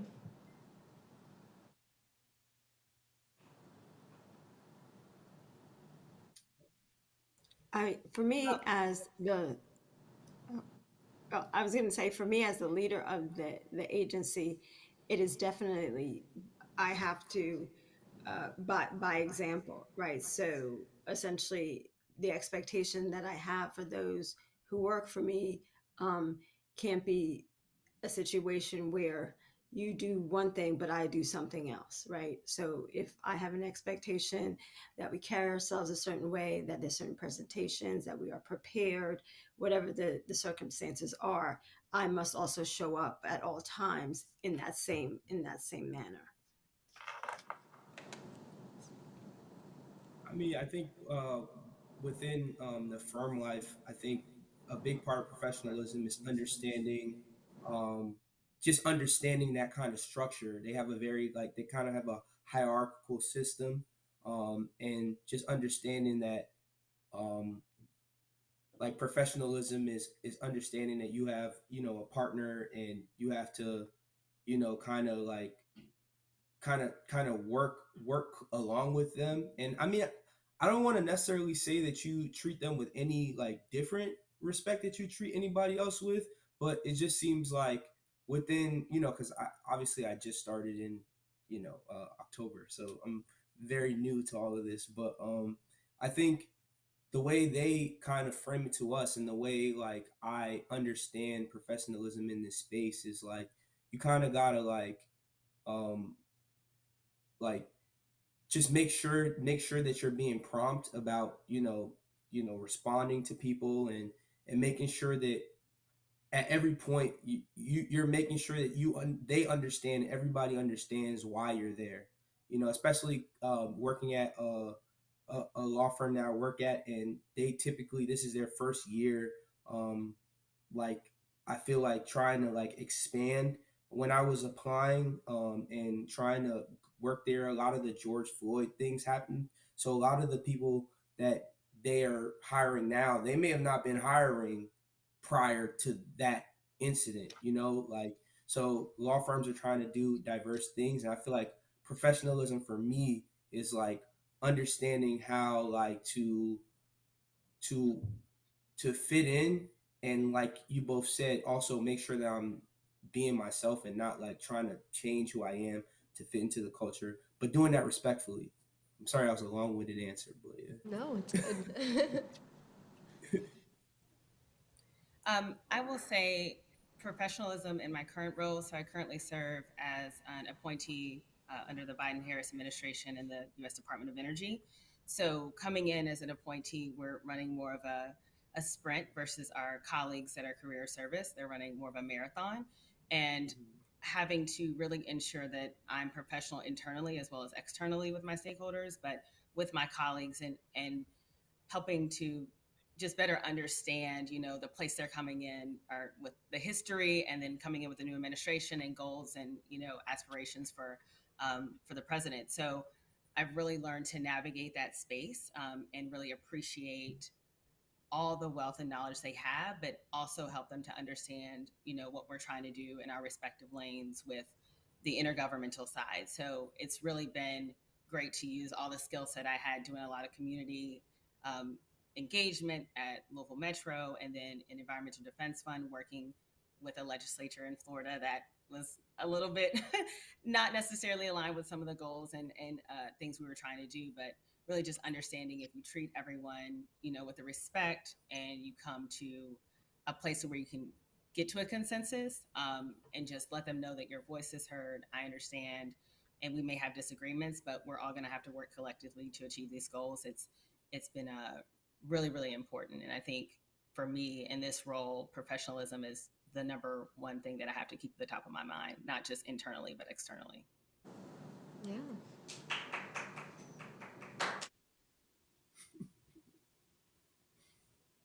Awesome. So I kind of have a two-parted question. I have two questions really that I'm going to make into one. So what are some effective strategies for communicating professionally with colleagues, supervisors, and clients? And I want to tie this into the next question where it says, how do you balance being friendly and approachable with maintaining a professional demeanor in the workplace? I think that ties in with the communicating professionally with colleagues, because I feel like some of that, you have to be nice with your colleagues. Obviously, you work with them every day, you see them every day, and if you want something, you also have to make sure that you have an open door with them. So I'll leave this open. Most of these questions I want to just be open for everyone because I want this to be a conversation. So what are y'all's thoughts? And if you want me to repeat the questions, I'll go ahead and do that. Could you repeat the first question? Yeah. Yeah, my fault. So what are some effective strategies for communicating professionally with colleagues, supervisors, and clients? We'll just make it separate questions. Let's just leave it at that. I'll go first because it's always best to go first. And I think each of those categories is going to be a little bit different, but where there's a commonality, I would say, is when we talk about professionalism, you always have to establish boundaries. I'll give myself as an example. I've worked within the agency for 26 years, but I've worked in different capacities. And so a lot of the individuals I work with, some of them may have been my office mates.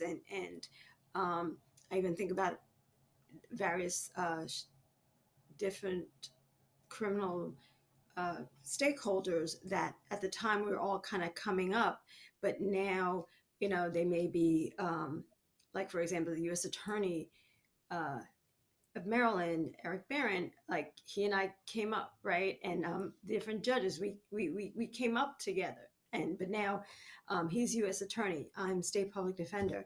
This is Judge such and such, right?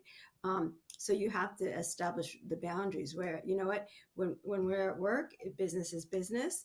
And then when we're outside of work, because we are friends and we've known each other, 20 plus years, that, okay, that's work and this is personal, and really making sure that we each understand where the boundaries are and that they don't overlap. And that's one way you maintain the professionalism of the space where you are working, and also maintain those relationships and friendships outside, because we're all human beings, and those are also important and essential.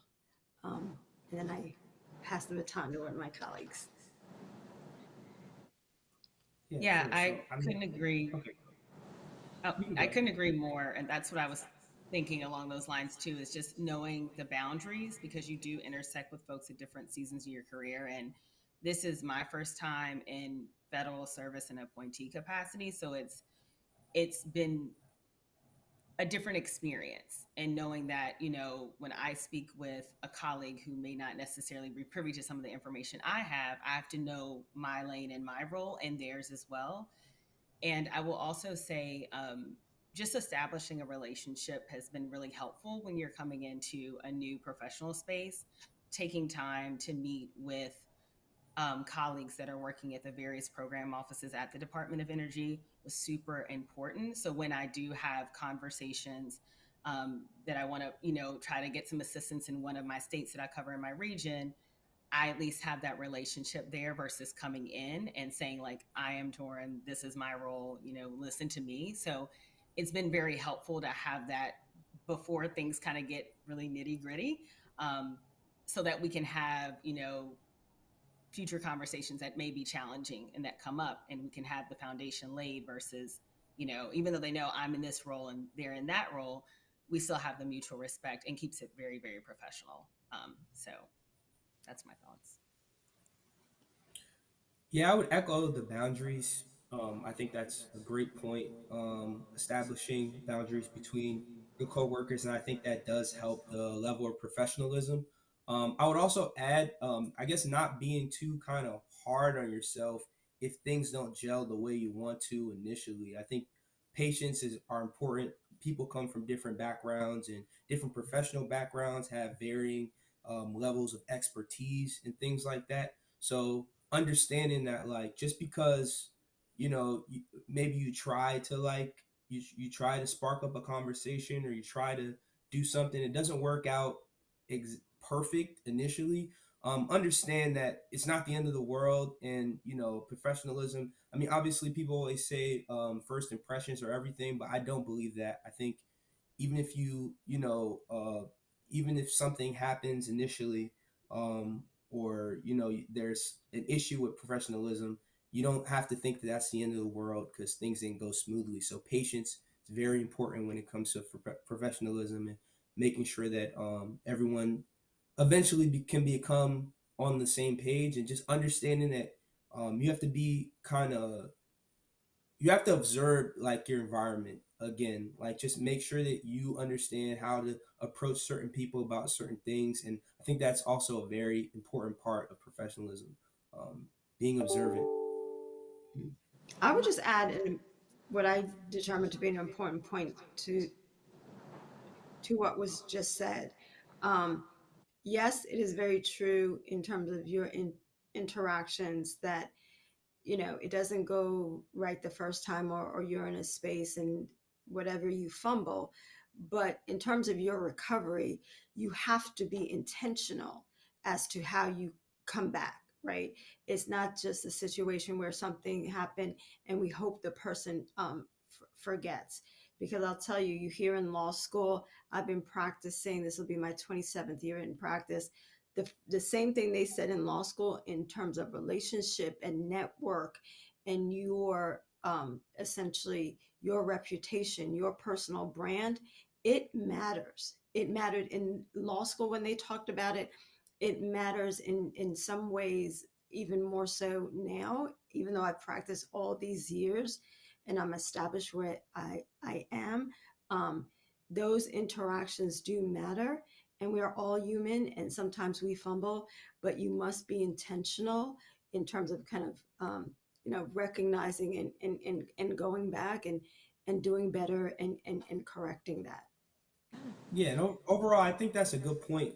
I think accountability, people love accountability, and I think Mhm. accountability is very professional. If you make a mistake, make sure you're owning up to your mistake. Um, Making sure that, if there's a misunderstanding, making sure you are intentional about clearing up that understanding. So I would agree with that wholeheartedly. Accountability and being intentional is super important, and it's a super, I think it's key to professionalism. Yeah, that makes sense. I was recently talking with a professor about that, and honestly, I think that owning up to your mistakes really, I won't say erase what happened, but I think that really does show that you are more mature and responsible for trying to fix that issue. And sometimes that it hurts to say, yeah, I was wrong and I did something wrong. It hurts a lot to do that for our ego, but I think that puts you in a better position than you were before, honestly. Makes them think of you in a better light than before. So thank you all for sharing that. So I know we did really talk about that, like, communication mostly with like colleagues and supervisors. And I know at least for Ms. Dartigue, a lot of the communication was with clients for some time because you're a public defender. So I might have this question just for you, but how do you have that professional communication or like strategies to communicate with clients? And if this is also an open question for our other two panelists, but I know Ms. Dartigue for sure that you worked a lot with clients. Sure. So I think about it, especially as a black woman in this space. I think the last statistic was that our profession is something around 85% white and 65% male. So, there's that whole other dynamic of being a woman as an attorney in this space, and then being a black woman attorney in the space. And especially for me, I think about when I was a young practitioner, when I was doing cases and a lot of client contact, there was a level of that dynamic, right? Not um, especially dealing in communities that are disenfranchised and Black and brown communities where there's all kinds of trauma and just this breakdowns all over. That coming into the space, having a woman who's Black, who's a lawyer, who's in a position of authority. It was really about establishing that, right? That, I remember that there were conversations at times. And again, it also goes back to the, what is appropriate and establishing boundaries, even with your clients. And I think that's in any space. And I remember conversations where I would just bluntly say that I'm not your mom, I'm not your girlfriend, I'm not your sister. However you engage with them, that is unacceptable. I am your lawyer. And there were times where there was no turn, and I would just pack up my folders, put them in my bag, and walk out and say that we'll try this again another day, right? So it's really, it kind of comes full circle, really just being confident in yourself and putting that out there, because it helps no one if, for example, I just allow the client to speak to me any kind of way. And it doesn't matter if the client's paying you or not. It goes to the level of respect that you allow to be diminished or you allow to be affirmed. So yeah. Thank you for sharing that. I would also chime in just for the perspective of where I sit in my role. A lot of the folks I engage are governor's offices, state energy offices. So not necessarily each of our stakeholders are in alignment with some of the president's goals, especially the climate goals and the initiatives. And so I definitely have to practice that political savviness when having those conversations. And even if personally, some of the stuff they may say doesn't necessarily make the most sense from my background and training, I still have to be professional and expect them to be professional as well when we're engaging, when I'm sharing, information about opportunities. Even when there's an email that comes through that may not be the kindest of emails, I still have to show up as my authentic self, as a public servant, as a representative of this administration. So it's just really, really, really important that I, as she shared, understand the boundaries and understand the role that I play as someone providing information for the stakeholder and help them navigate through our department and do that to the best of my ability. Because I'm not only representing DOE, I'm representing the president and his objectives and goals. And we don't want anything to come out that looks as if we're being biased or not really providing, the citizens with what they need. So I really had to keep that in mind. I think, again, every opportunity I've had, especially when I've been able to engage with the public and communities that were impacted by the work I was doing, it allowed me to better hone in that skill and understand the just type of level of professionalism I need to provide and should provide in this role. Yeah. Thank you. And if I can jump in there, I'm sorry, cut you off. If I can jump in there, I do have. So right now I'm working on like an asylum matter for an asylum seeker out of Mali, and she's kind of been through like pretty traumatic things. So I think on a professional end, I think it's important kind of knowing your case, knowing all the details of the case, knowing the things that you need to know, because you're supposed to come off confident and competent. You have to make sure that you're competent and you're confident, and it gives the client hope that especially for something like asylum, especially when they're dealing with kind of atrocities from where they come from and situations like that where somebody might be scared. I think confidence is really assuring to somebody. And I think that's part of professionalism as well. You're an advocate. You're supposed to have your client's best interests at heart. And in a situation like that where someone's kind of thrust like, we signed up to represent her, we have to make sure that we understand her case fully. We have to be know the process. And even if you're learning on the fly, which I had to kind of learn on the fly, you just have to make sure before every meeting you kind of you're understanding what you want out of this meeting, because in a situation like that, the person's very traumatized. Certain things they're not comfortable talking about, so you have to kind of be trauma informed in those areas. So I think part of professionalism is being prepared and understanding what you're getting yourself into, and then with with being prepared comes a certain amount of confidence, and that helps the client a lot. Yeah, that makes sense. I appreciate everyone's thoughts. I could see an underlying theme with this being an advocate, and of course asserting yourself as an advocate and as a professional attorney on all levels. And I know as I'm in my second year of law school, I haven't had but so much experience. And I'm currently in one of the clinics here, and still it's a learning process for me. So it leads to my next question is, how can students develop leadership skills that contribute to their professional success upon graduating?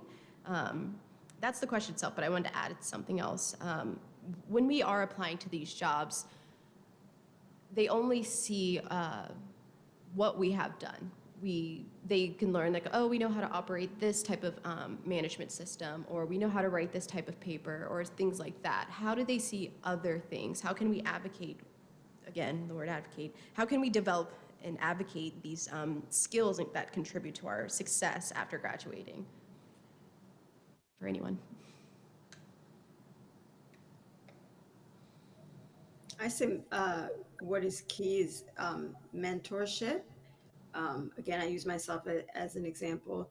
Even though I've been practicing almost 30 years, I also have a mentor that I can bounce off ideas. That my mentor was actually really critical as I went through the process of applying, and even now in my role as I navigate this new space. So they tell you get a mentor. Mentors are critical really through every aspect of your professional journey. And I also say, it's not just one mentor, right? I would say, you should have a mentor that's as a student, maybe somebody like within 5 years, that's your contemporary. Have a mentor that's perhaps 15 years because they're more established. And then you have a mentor that's 25 years, right? Those are three different perspectives. I also say as a Black female, all those three mentors, for example, should not and don't have to be Black females, right? To get the best bang out of that, they should be diverse, not only in their practice areas, but in terms of them as individuals, because that when you're going to get the full flavor and value of their insight. And from there, you develop the attorney, the person, the professional person that you want to be. So I think that's definitely step one, especially as you're navigating now, but stepping into the legal space. Because even, I think about 2 years ago to now, the legal field has changed, right? So you definitely want to have people who are out there to help you navigate in what you're interested in, but also what you possibly want to grow into. There's so many areas of the law that law school, this short 3 years, they can only expose you to so much. Thank you. I guess to piggyback off that, I guess skills that you need to move that you need to hone kind of in law school to move on to the workplace, that's the question, right? Like, just making sure. Yeah, so it's just developing leadership skills that contribute to their professional success upon graduating. So. Right. So I agree 100% about the mentor. I also think I think in law school too, you meet a lot of people. I think utilizing that network is super important too. Um, just friends that are in the legal field. It's just always great to have a whole bunch of people that you know that are also lawyers or trying to be lawyers. I remember when I first tried a summer for Hogan. I was super nervous about the interview, and I had a friend that had just interviewed for Liberty Mutual, and he had just got the job. So I called him and I asked him how his interview was, and he told me how his interview was. I asked him what questions they asked him, and I didn't even know what Hogan would ask, but I just asked him to tell me all the questions that they asked if he could remember, and he told me questions he did, and I literally like wrote those questions down and like just answered them like on my own. So I think kind of taking initiative is one part of that, but also if you do, and I know a lot of times, like students of color, they're the first lawyers. They don't really, know that many attorneys and stuff like that. But we're all in law school, so I would really encourage like using the network that you have. Um, be open about talking to your friends about, because I know sometimes people are like a little nervous to talk about what they're doing, like it can be a lot of things that go into that, but I think it's important to have conversations with your classmates about what they're doing, whether they're moving into a certain aspect of law, whether they got a job, because you can learn a lot of things just by asking questions. They can tell you about tips in interviews. They can reassure you in a lot of ways if you're just open to asking questions and receiving like information. So that's I think that's a good thing to lean on. Yeah, thank you. And I'll just mention, and I'm sure everyone knows, and the panelists will as well, professional organizations, you can get your mentors, you can get your, questions for interviews from a lot of folks that are involved in those professional organizations, especially if you're going to live in a new city after law school. I went to DC afterward, and DC has a ton of professional organizations, especially if you're interested in the environment. There's DC Eco Women. Get on the board, meet folks. And for me, I took a non traditional path. I don't practice law, I do more like policy focus, but that definitely helped me meet a lot of different people that actually led to the job I had today. And this job came out of an interview that I was not successful on, and I didn't get a job, but years later, the person I interviewed with, because I developed a relationship, came to me with this opportunity. So it's critical to really get as engaged and involved as you can with those organizations so that you can just build your network, get that mentor, get assistance with those interviews, and really be as successful as you want to be. Yeah. And I do, and that is a great point that I want to add to. Number one, as a student, I know in the state of Maryland, and I imagine it's similar in throughout the United States, but especially like the bar associations, the various bar associations, student members are free. Um, and signing up and just getting newsletters and things of whatever the sort. And then when you get to that state, um, there's so many opportunities. I think about, especially for new admittees, but especially in Vermont, tap into the bar association, because what happens is different fundraisers, there's different dinners. We have firms, different organizations that buy tickets, that buy a table, not necessarily using the tickets, and the first persons that they send the tickets to are the students that are in the bar association. And then you go to the functions when you can, and that's how you build your networks. That's how you find mentors, because we were all students at one point in time, and we were all eager to reach back and help someone else, just as the way we were helped. But the thing is that you have to be engaged. You have to be out there. The other part, when I say you have to be engaged, you have to be out there. Sure, there's a function. There's some sort of firm sponsors something or whatever, carpool with your friends, go with your friends. But when you get there, separate. We're going to go together, myself, Monet, Natalia, great. We show up together, but when we get there, we separate. We don't sit together. We don't move the room to right. We get there, we divide, we work the room, and then later on that evening, because the three of us, we know each other. That's not the purpose of us going to this event, right? So please, when you go to these things, show up with your friends. But when you get there, you should not be talking with your friends, right? You should not be the three of you in the corner. Go in, and that's the purpose. Meet, mingle, have your 1 minute elevator speech, whatever that is, as to who you are, to engage. And that's how you start conversations, because you'd be surprised as to different areas where you might have in common with someone else. But again, you have to take that initial step to step out. I generally don't have time to seek out students, but if I'm at one of those functions and a student comes up to me, I make sure that I stay connected, follow up with that student, because that student took the initiative to step up and start the conversation. So really be mindful of that that as well. Yeah, I appreciate that. I know yesterday we also talked about having people go to the bar association events and stuff like that, and especially with networking, which that's half of law school, honestly, making sure that you have those connections on top of school itself. So I want to still focus a little bit on students. So I know a lot of students are nervous about the transition from being a student in a law office to their first job as a lawyer in a law office, especially with the feeling of things starting to get real. And maybe Eli, since you're the most recent grad on the panel, congrats, everything. You might have some great tips and points about that, but what are your thoughts or tips about that transition from being a student in an office to being a lawyer in an office?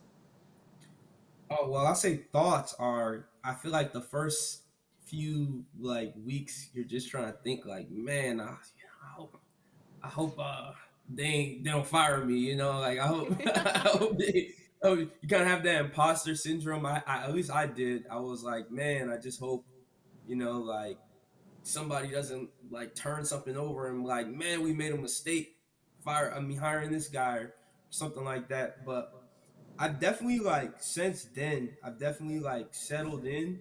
And after, again, I think everything is kind of rooted in making sure you understand, you know what you're talking about when you have a conversation with somebody. So it's kind of doing the work. Make sure you're doing the work and making sure you're well informed when you have conversations with people, because I mean, obviously, I don't like, now that I'm looking back, I feel like I was being somewhat ridiculous, but like, it's scary walking into a new environment, and just how serious everybody kind of takes themselves in that environment is a little different.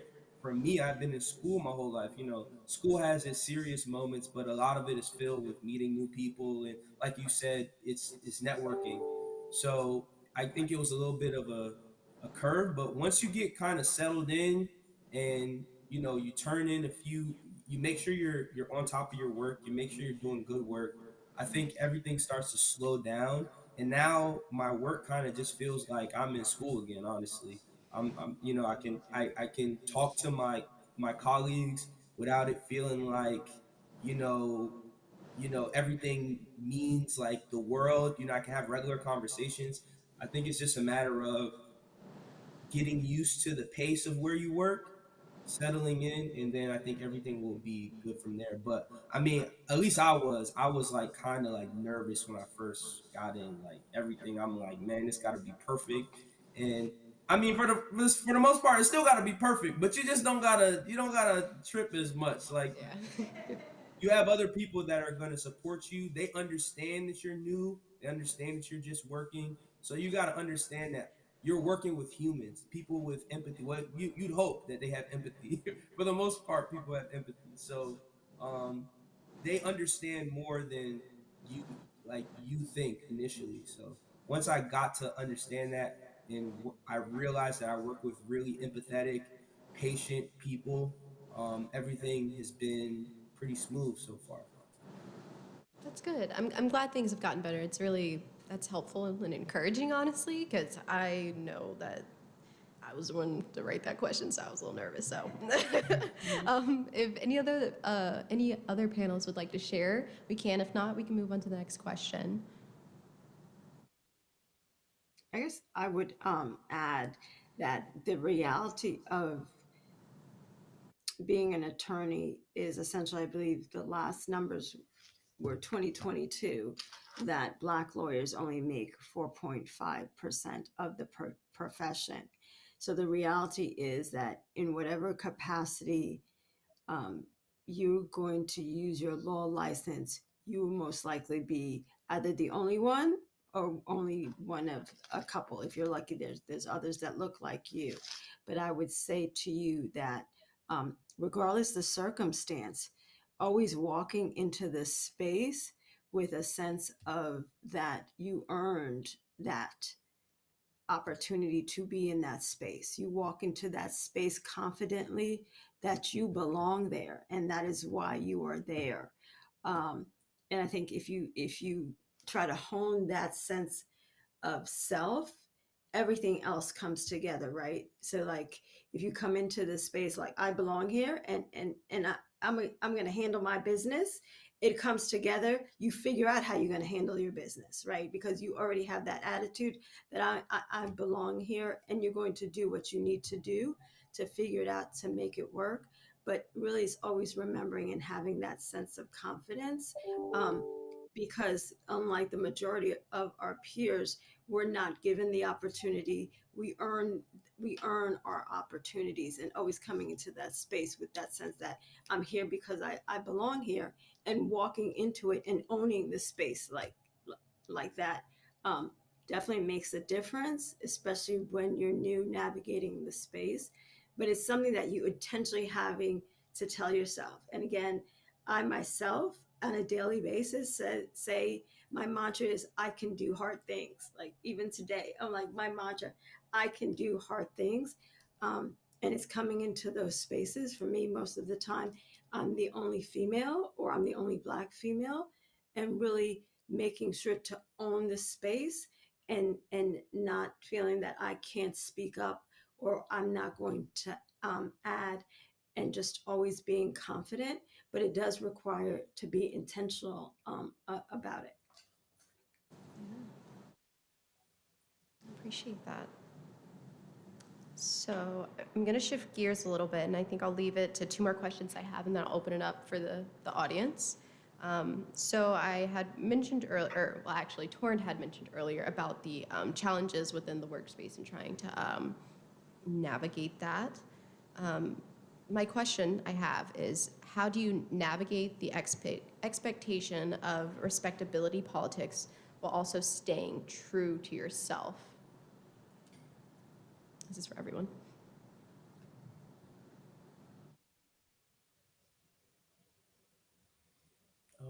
I mean, I'll jump in. I think the whole I'm still getting used to that part of work. I mean, I feel like sometimes I feel like being in a law firm, people are very like people have their expectations of how things are supposed to go, and they can be a little bit rigid in their expectations at time. I found that like out of the few issues that I have had, you're obviously throughout working, and you're going to work with a lot of different personalities.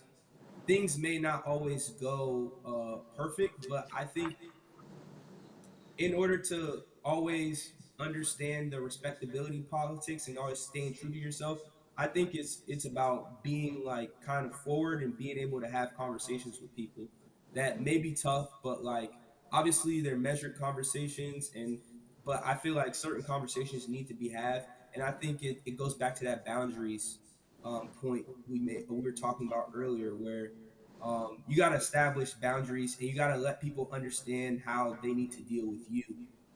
I mean, I guess I'll give an example. So recently, I went kind of on like my first like vacation while I've been working. Like I went somewhere, and I told my team that I'd be out of the office, expecting like Because my office is pretty good about, kind of respecting when somebody's on vacation. They try not to give you work, but I had to draft the motion, and I still was expected to draft that motion while I was on vacation. So that was cool. I drafted the motion, no problem, and I sent it to a colleague, and the colleague already knew that I was going on vacation, but there was a whole bunch of miscommunications from the partner to the colleague and us on whether we were still there still need to be research to be done on whether before we can decide on whether we want to actually submit the motion or not. So that was kind of pending. So there were certain parts of the draft that I left blank because we didn't know if we were going to keep that in the draft or not. So I sent that to the other associate, and you know it turns out that he had a problem with the draft that I sent because of the things that were missing in the draft, but he didn't know that we weren't keeping that, or we didn't know if we were keeping that in the draft or not. So to make a long story short, um like he was talking to, I guess somebody, he was telling somebody about his frustration, and then I talked to him and I told him that, like, oh look, like I showed him the email, and I think that that could have been something that festered. I could have felt the way about it that he was talking to somebody else, but instead I like decided to like go and talk to him and be like look, like, just, and then so I addressed the situation, but I also told him, look, going forward, like if you have a problem, like I have no problem with like correcting work if you have any issues. So, just let me know, and like it's no issue even if I'm on vacation. Like I understand I still have a job to do. And ever since then, we've been really cool. We've hung out a lot since then. But I think that could have went another way if I was like hesitant or being passive or didn't take that issue on directly. Obviously, everybody's different. So, some people might feel like you're confronting them, but I always think it's better if you have a conversation with somebody head on. You go to their office, you go talk to them and tell them, like, look, this is what you can expect from me, and this is kind of what I expect from you, so we can work together. Because at the end of the day, everything's about relationships and making sure that you're communicating with your colleague, and yeah. Makes sense.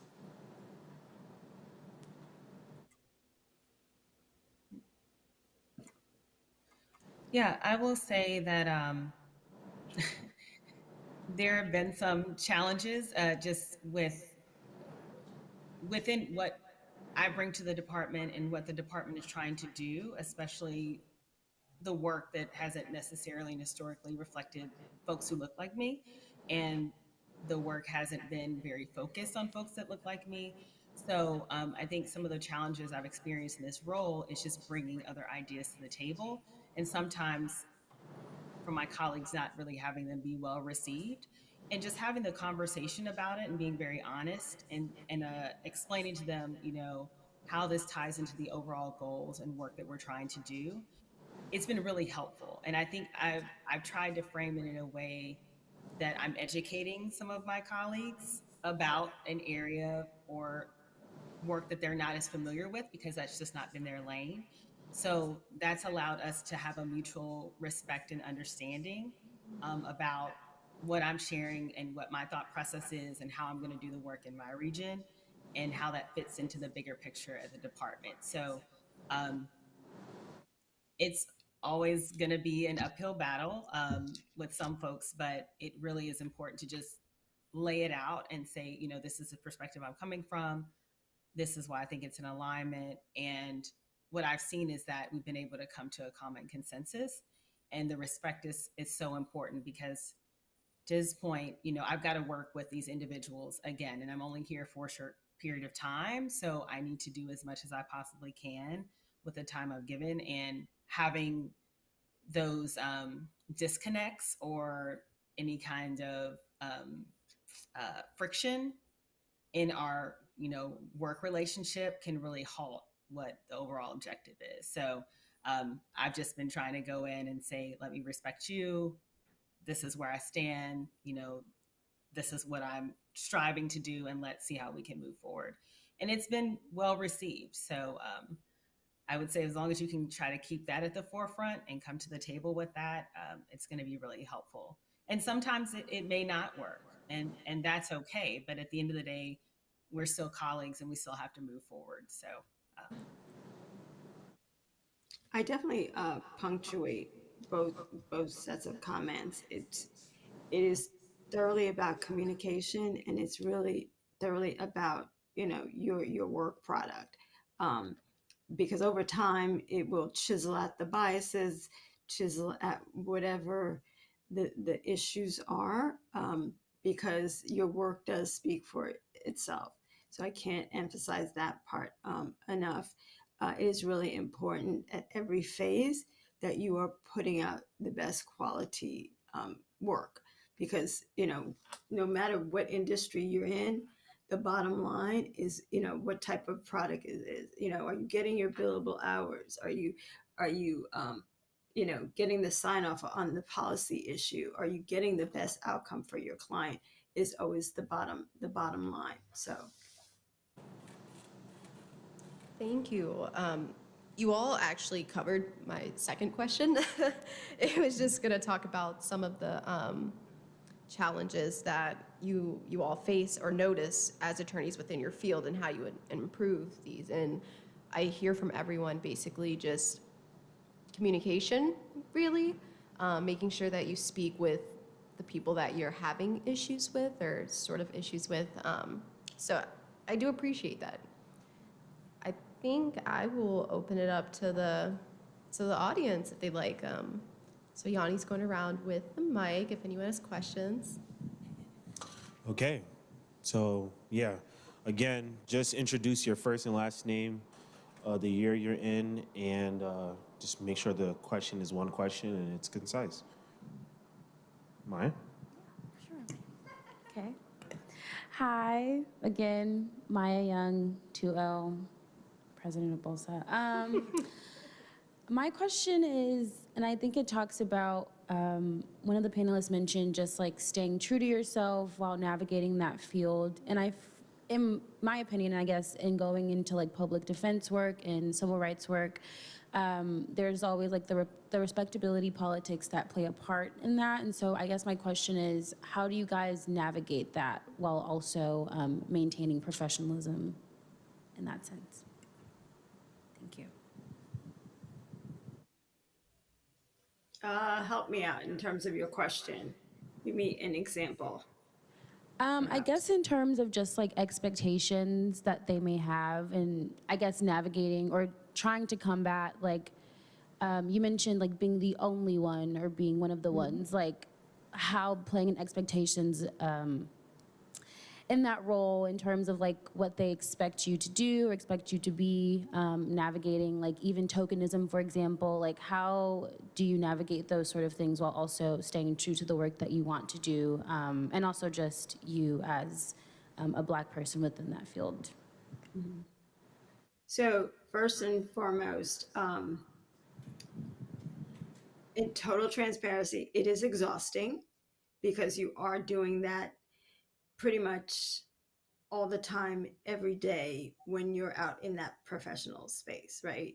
Either when you are interacting with your colleagues in the office or when you're representing your office in whatever capacity.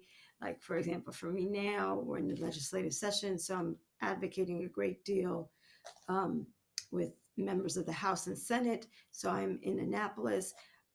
So you're constantly navigating and re-navigating, calibrating yourself and starting again the next day. But I would say kind of first and foremost, always kind of coming into this space for me and defining what is my role, right? So that we're not dealing with any misconception. And for at the very least, we're starting the conversation with, this is ground zero. This is what my role is. This is how we are going to interact. And these are essentially the steps that I want to take. And this is a goal where I am trying to reach, because part of it being exhausting is not only dealing with whatever biases the person has, is trying to figure out, okay, which one of the dynamics am I dealing with here, today, right? and just losing energy in that space. But again, kind of this is where the whole professionalism I see kind of comes full circle, defining what my role is in this space and then navigating it, right? So, be it if I'm in an administrative if I'm in the administrative space in my office, as the first person of color in my role, there's certain dynamics in that, right? Um, Having me as the authority figure causes some trepidation for quite a few people. I'm not even going to say some, for quite a few people, right? Dealing with that aspect of it, and then going to Annapolis, where my vision has been to create a different perception, a different understanding of the work of the public defender's office. So that when I go into that space, I'm dismantling whatever people think public defenders look like or are supposed to do, right? So, but in either space, whatever hat I'm wearing at the moment, I had to first define, okay, in this role, this is basically where we are today. And again, kind of setting the stage, and then, going from there. And then a lot of it is, what, your issue, your baggage. I'm about the business right now, and this is how we're going to move along, and not getting caught up in whatever that is at that moment for that person, right? Because one day, I find myself being the only woman in the room, right? And, it could be white men, black men, Asian men. I'm the only woman. That day, the dynamics is I'm the only woman in the space, right? So really kind of just being grounded. And again, that I come into the space, I'm supposed to be here.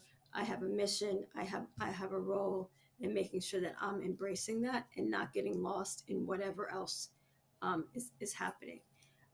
Is usually how I navigate that.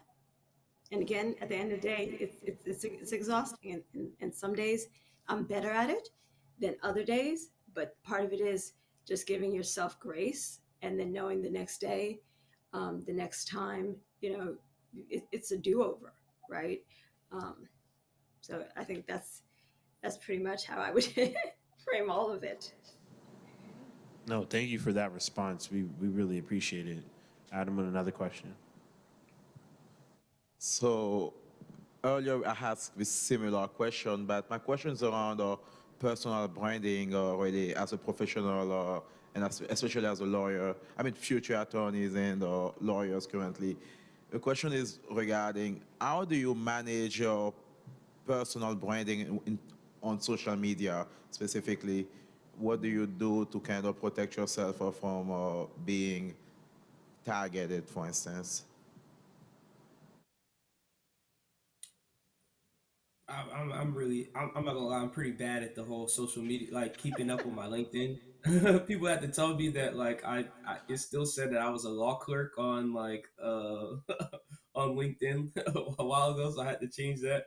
But I think if you're talking about, like, disconnecting, like, your personal socials from, like, your professional socials, obviously I think you should do use two different emails. You gotta separate the emails. Unless you're because there are some lawyers at my firm who are, like, known for being on Twitter and stuff like that. And for those examples, they kind of tweet, like, they tweet topics, they tweet about current matters and things like that. So I mean, if that's what you're going for, obviously, I mean, I think people try to make it seem like social media is something that's just there, but I think when you work, you actually have to be kind of intentional about what you post and what you decide to post and what you don't decide to post. So if you don't want that to be a part of your reputation, make sure that that's separated. But if you are and you want to be able to tweet what you want and just make sure that if it's going to be connected with your name professionally, make sure that you're being professional. You know what I mean? I mean, that doesn't necessarily mean being bland. You can tell jokes, but then you just make sure you're, what I'm saying, not offending anybody. Make sure you're doing things that the company that's paying you will not be embarrassed by and not try to pay you anymore by. So, I mean, those are just things that you have to make sure you're considering. Um, if you decide to go that route. But definitely also, be on top of your LinkedIn. I feel like I'm really bad with that. I'm trying to get better with it, but yeah. Thank you for that response. I have a question now. It's going to be a Mayor, I two-part just question. wanted to add, I want to add to that, because that is really a touchy area, right? Because the reality is everything you post matters. Everything you post matters. Everything you post matters. So, and I tell you that even if you decide you're going to have a private page, you also have to be really particular as to who you let in that private page, because everything matters, right? um, it matters what you like, even if you put a laugh on something, all of that. And it's not just where you are now. You have to think about, where am I going to be 10 years from now? Where am I going to be 20 years from now? Because as we've seen, they've dug up, gosh, I was thinking about just recently, the football coach. Like, that picture was like as old as whatever. They dig it up, they find it, and it does affect Oh, you. Jerry Jones. Yes, yeah, Jerry no. Jones. So Yeah. you really, really, really have to think about, my 20-year from now professional self. Is this really gonna that important that I comment? Is it really gonna be important that I, like this, or I send this? Because it all matters, and it goes back to what we're saying in terms of networks and things like that. Because the thing is that your classmates now, you don't know if that's going to be the judge that's going to make that $1 million ruling in your case. 15 years from now, is that going to be the person across the table? You don't know how those interactions are going to matter. So really, really be thinking about that, because what's funny now, is not going to be as funny if that what kills that deal for you, if that what keeps you from getting the job and stuff. But yeah, be intentional, and you gotta update your LinkedIn. People use that in terms of getting jobs. I want to add really quick, Eli, you still have JD candidate in your LinkedIn bio, so. Yeah, you gotta update that. You see, People using you LinkedIn know. to find people. Yep. Yeah. Oh, okay. So, do the panelists want to continue answer? I could ask. Oh, I'm No, good. no. Okay. All right. Now I'm just making sure because I don't want to talk over any panelists. All right. So I have two questions. The first one is about professional development. In your current roles or the jobs that you've had over the course of your legal career. I know, Eli, this is or Elijah's more like this is more recent for you. But like, do you see where you guys are working at, do they present opportunities for you guys to grow as professionals? And what does that look like? How do you get engaged in that? Like, what are some opportunities to kind of grow outside of your actual work you do? Like, what are the opportunities that they present? And the second thing, outside of your actual job, what are other places or other things that you do that kind of help build up you as a legal professional? What do you do? Any organizations that you are part of? Anything that you suggest to young law students who are anticipating going into these industries and career fields? Well, I'd say with the federal government, there are opportunities for enhancement. There's a lot of webinars and workshops and whatnot that you can engage in to learn more skills. So that's great. I will say when I worked for local government, that was one of the things that I really questioned them about in my interview process is what type of opportunities for advancement. I asked about like a PMP, how much would you, put towards me getting some other certificates and whatnot. So just want to put a plug in there because I know for me working for local government didn't pay a lot, but there were other things that it provided. So it's like I balanced that out and thought it was a good fit for me at that time in my career as I was transitioning back into the environmental field. So just remember that there's always, we're legally trained and some folks practice. You everything's negotiable to a certain extent. So just keep that in mind when you're having those conversations. And I will share that really outside of work, I've really tried to connect myself because I'm in a federal appointee position. I found it a little bit more challenging. I have to be a little bit more conscious about how I move. Going back to the last conversation, what I post and what I do in branding is super important, because if you're going to go for these types of positions, they're going to look at everything 10 years behind you. And that's everything. Everything you post, they're going to talk to people they're going to do a pretty extensive background check. So please, please, please be mindful of that. So when I'm engaging outside of my professional capacity and I'm looking at opportunities, it's usually with folks that I know through the profession that are more of clusters. So I have some of the traditional ones, like I'll keep in line with MBA, but I'll also get a group of women who are in the environmental space that maybe are at nonprofits or attorneys that are practicing, and we can meet up and we can chat or we can send emails, and that keeps me connected because they send me other opportunities, like there's a webinar here or here's a workshop that you may be interested in. And also for me, sometimes I have to clear things with our general counsel.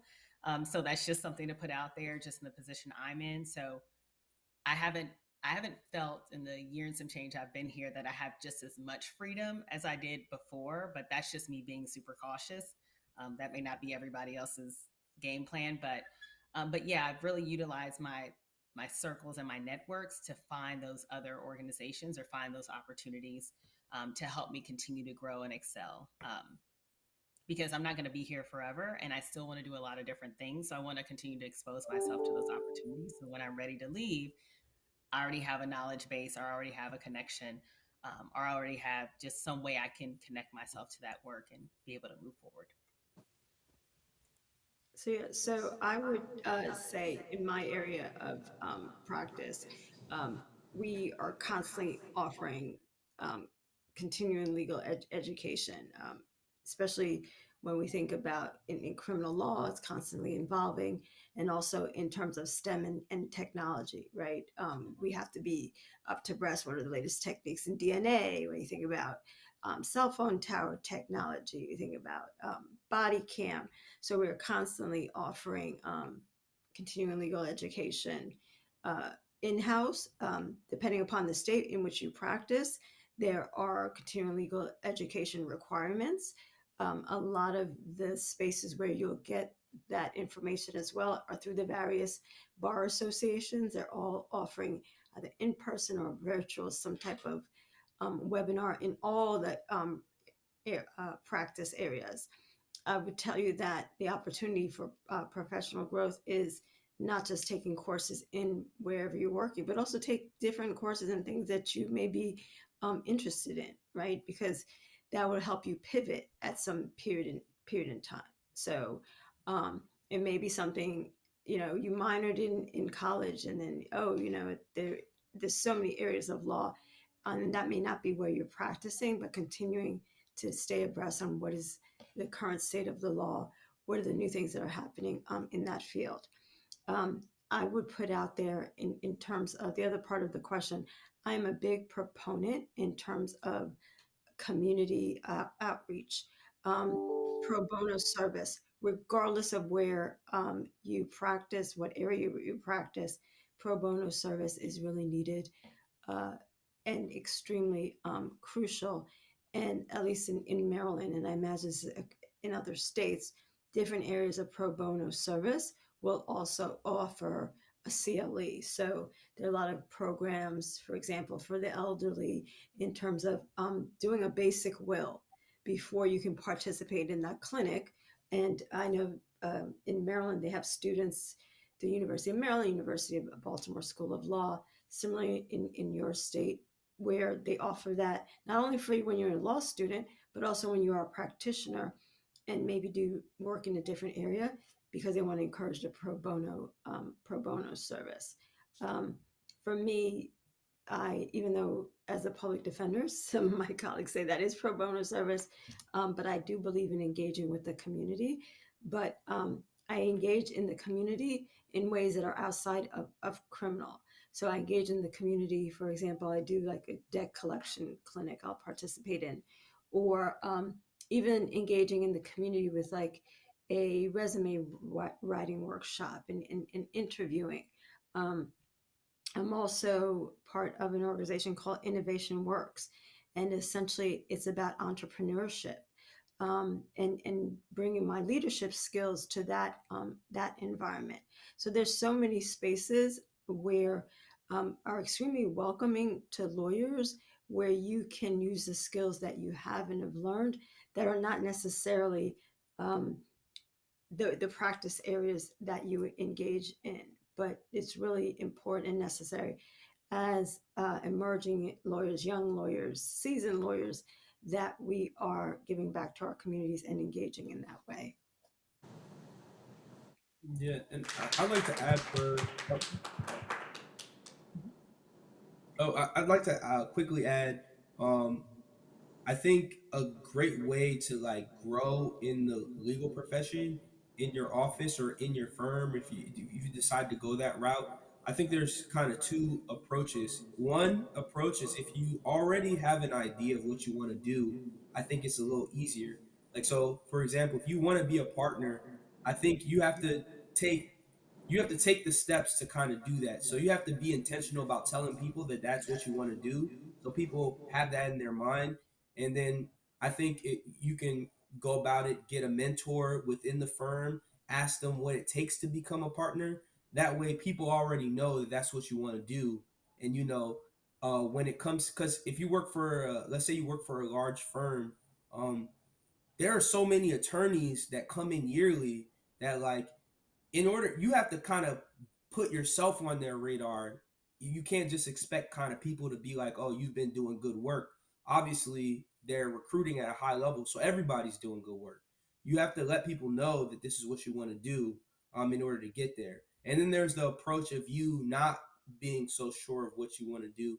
And then I think that falls into the category of um, um, obviously still having a mentor and maybe understanding where you are. So, like, for example, I live in Philadelphia right now. So, I've been looking for organizations I can join outside of the firm that can possibly put me in places that I want to be in. I just joined like a social club, which is like, it's like a lifestyle club, but they do networking events and, people all join that for the same. So they have, so like just in case I ever want to leave the firm, I want to have established strong connections where I could, maybe lateral over to another firm or, try to work for a company or something like that. So I think that the approaches are different, whether you know what you want to do or you don't. I feel like more people fall into they don't know what they want to do. So I think you have to start thinking about just professional growth all around. And, networking is a bit of a skill. So, you got to kind of take affirmative steps to like, spark up a conversation with somebody that's random. Just learn how to talk to people and make sure that that's not something, and that's something I'm learning, that I was told that, is something that's very like will help you in the long run. But just being able to spark up conversations with somebody you weren't necessarily that day, you weren't planning to talk to, but I think having that in your back pocket is just always something that's going to help you advance in kind of any space, generally. Wow, thank you. Oh, to all the panelists, thank you so much for those responses. I felt that it was really helpful. I think we're going to wrap up soon, so I'm going to give closing remarks. But just thank you again. I appreciate it. Thank you for having us. Thank you so much. So I appreciate all of y'all being here with us today, even through our technical difficulties. Everything you've shared with us has been so helpful, and I'm glad that you're able to take the time of the day for this and to show our appreciation. We would love to send y'all a gift from us, and if you're able to, could you send your via email your mailing address to us, and we'll go ahead and ship that gift off to you. Well, thank you. Thank you. With your email. Our email. I'm sorry. Our email. You should have gotten an email from us. It's literally balsa@vermontlaw.edu. I'm pretty sure y'all got this. So just, if not, we all know each other. We're all friends like at this point. So you can go ahead and message us if you have got any questions. So I say yeah. thank you for the gift, but I also say to you that the true measure of thanks is when you get out into this space as we are. Make sure you reach back and engage and do the same for other students. We will, definitely. And of course, if you have any jobs opening up or internships, Yes, I will Randall plug that again. Defender's Office is hiring. Go on our website. We do take summer interns, and then we are hiring 3Ls. So yes, yes, share that with them. absolutely. Please do. Great. Thank you all Yeah, so if I hear much. anything, I got you. I'm sorry. Go ahead. Go ahead. No, I was gonna say if I hear anything, I got you. I got you. Thank you. Good looks. The feds are always hiring. There's lots of work to be done with Bill, Ira, and Chip. So come on over to the Department of Energy. We need folks and we need your expertise. So if you're interested, just reach out.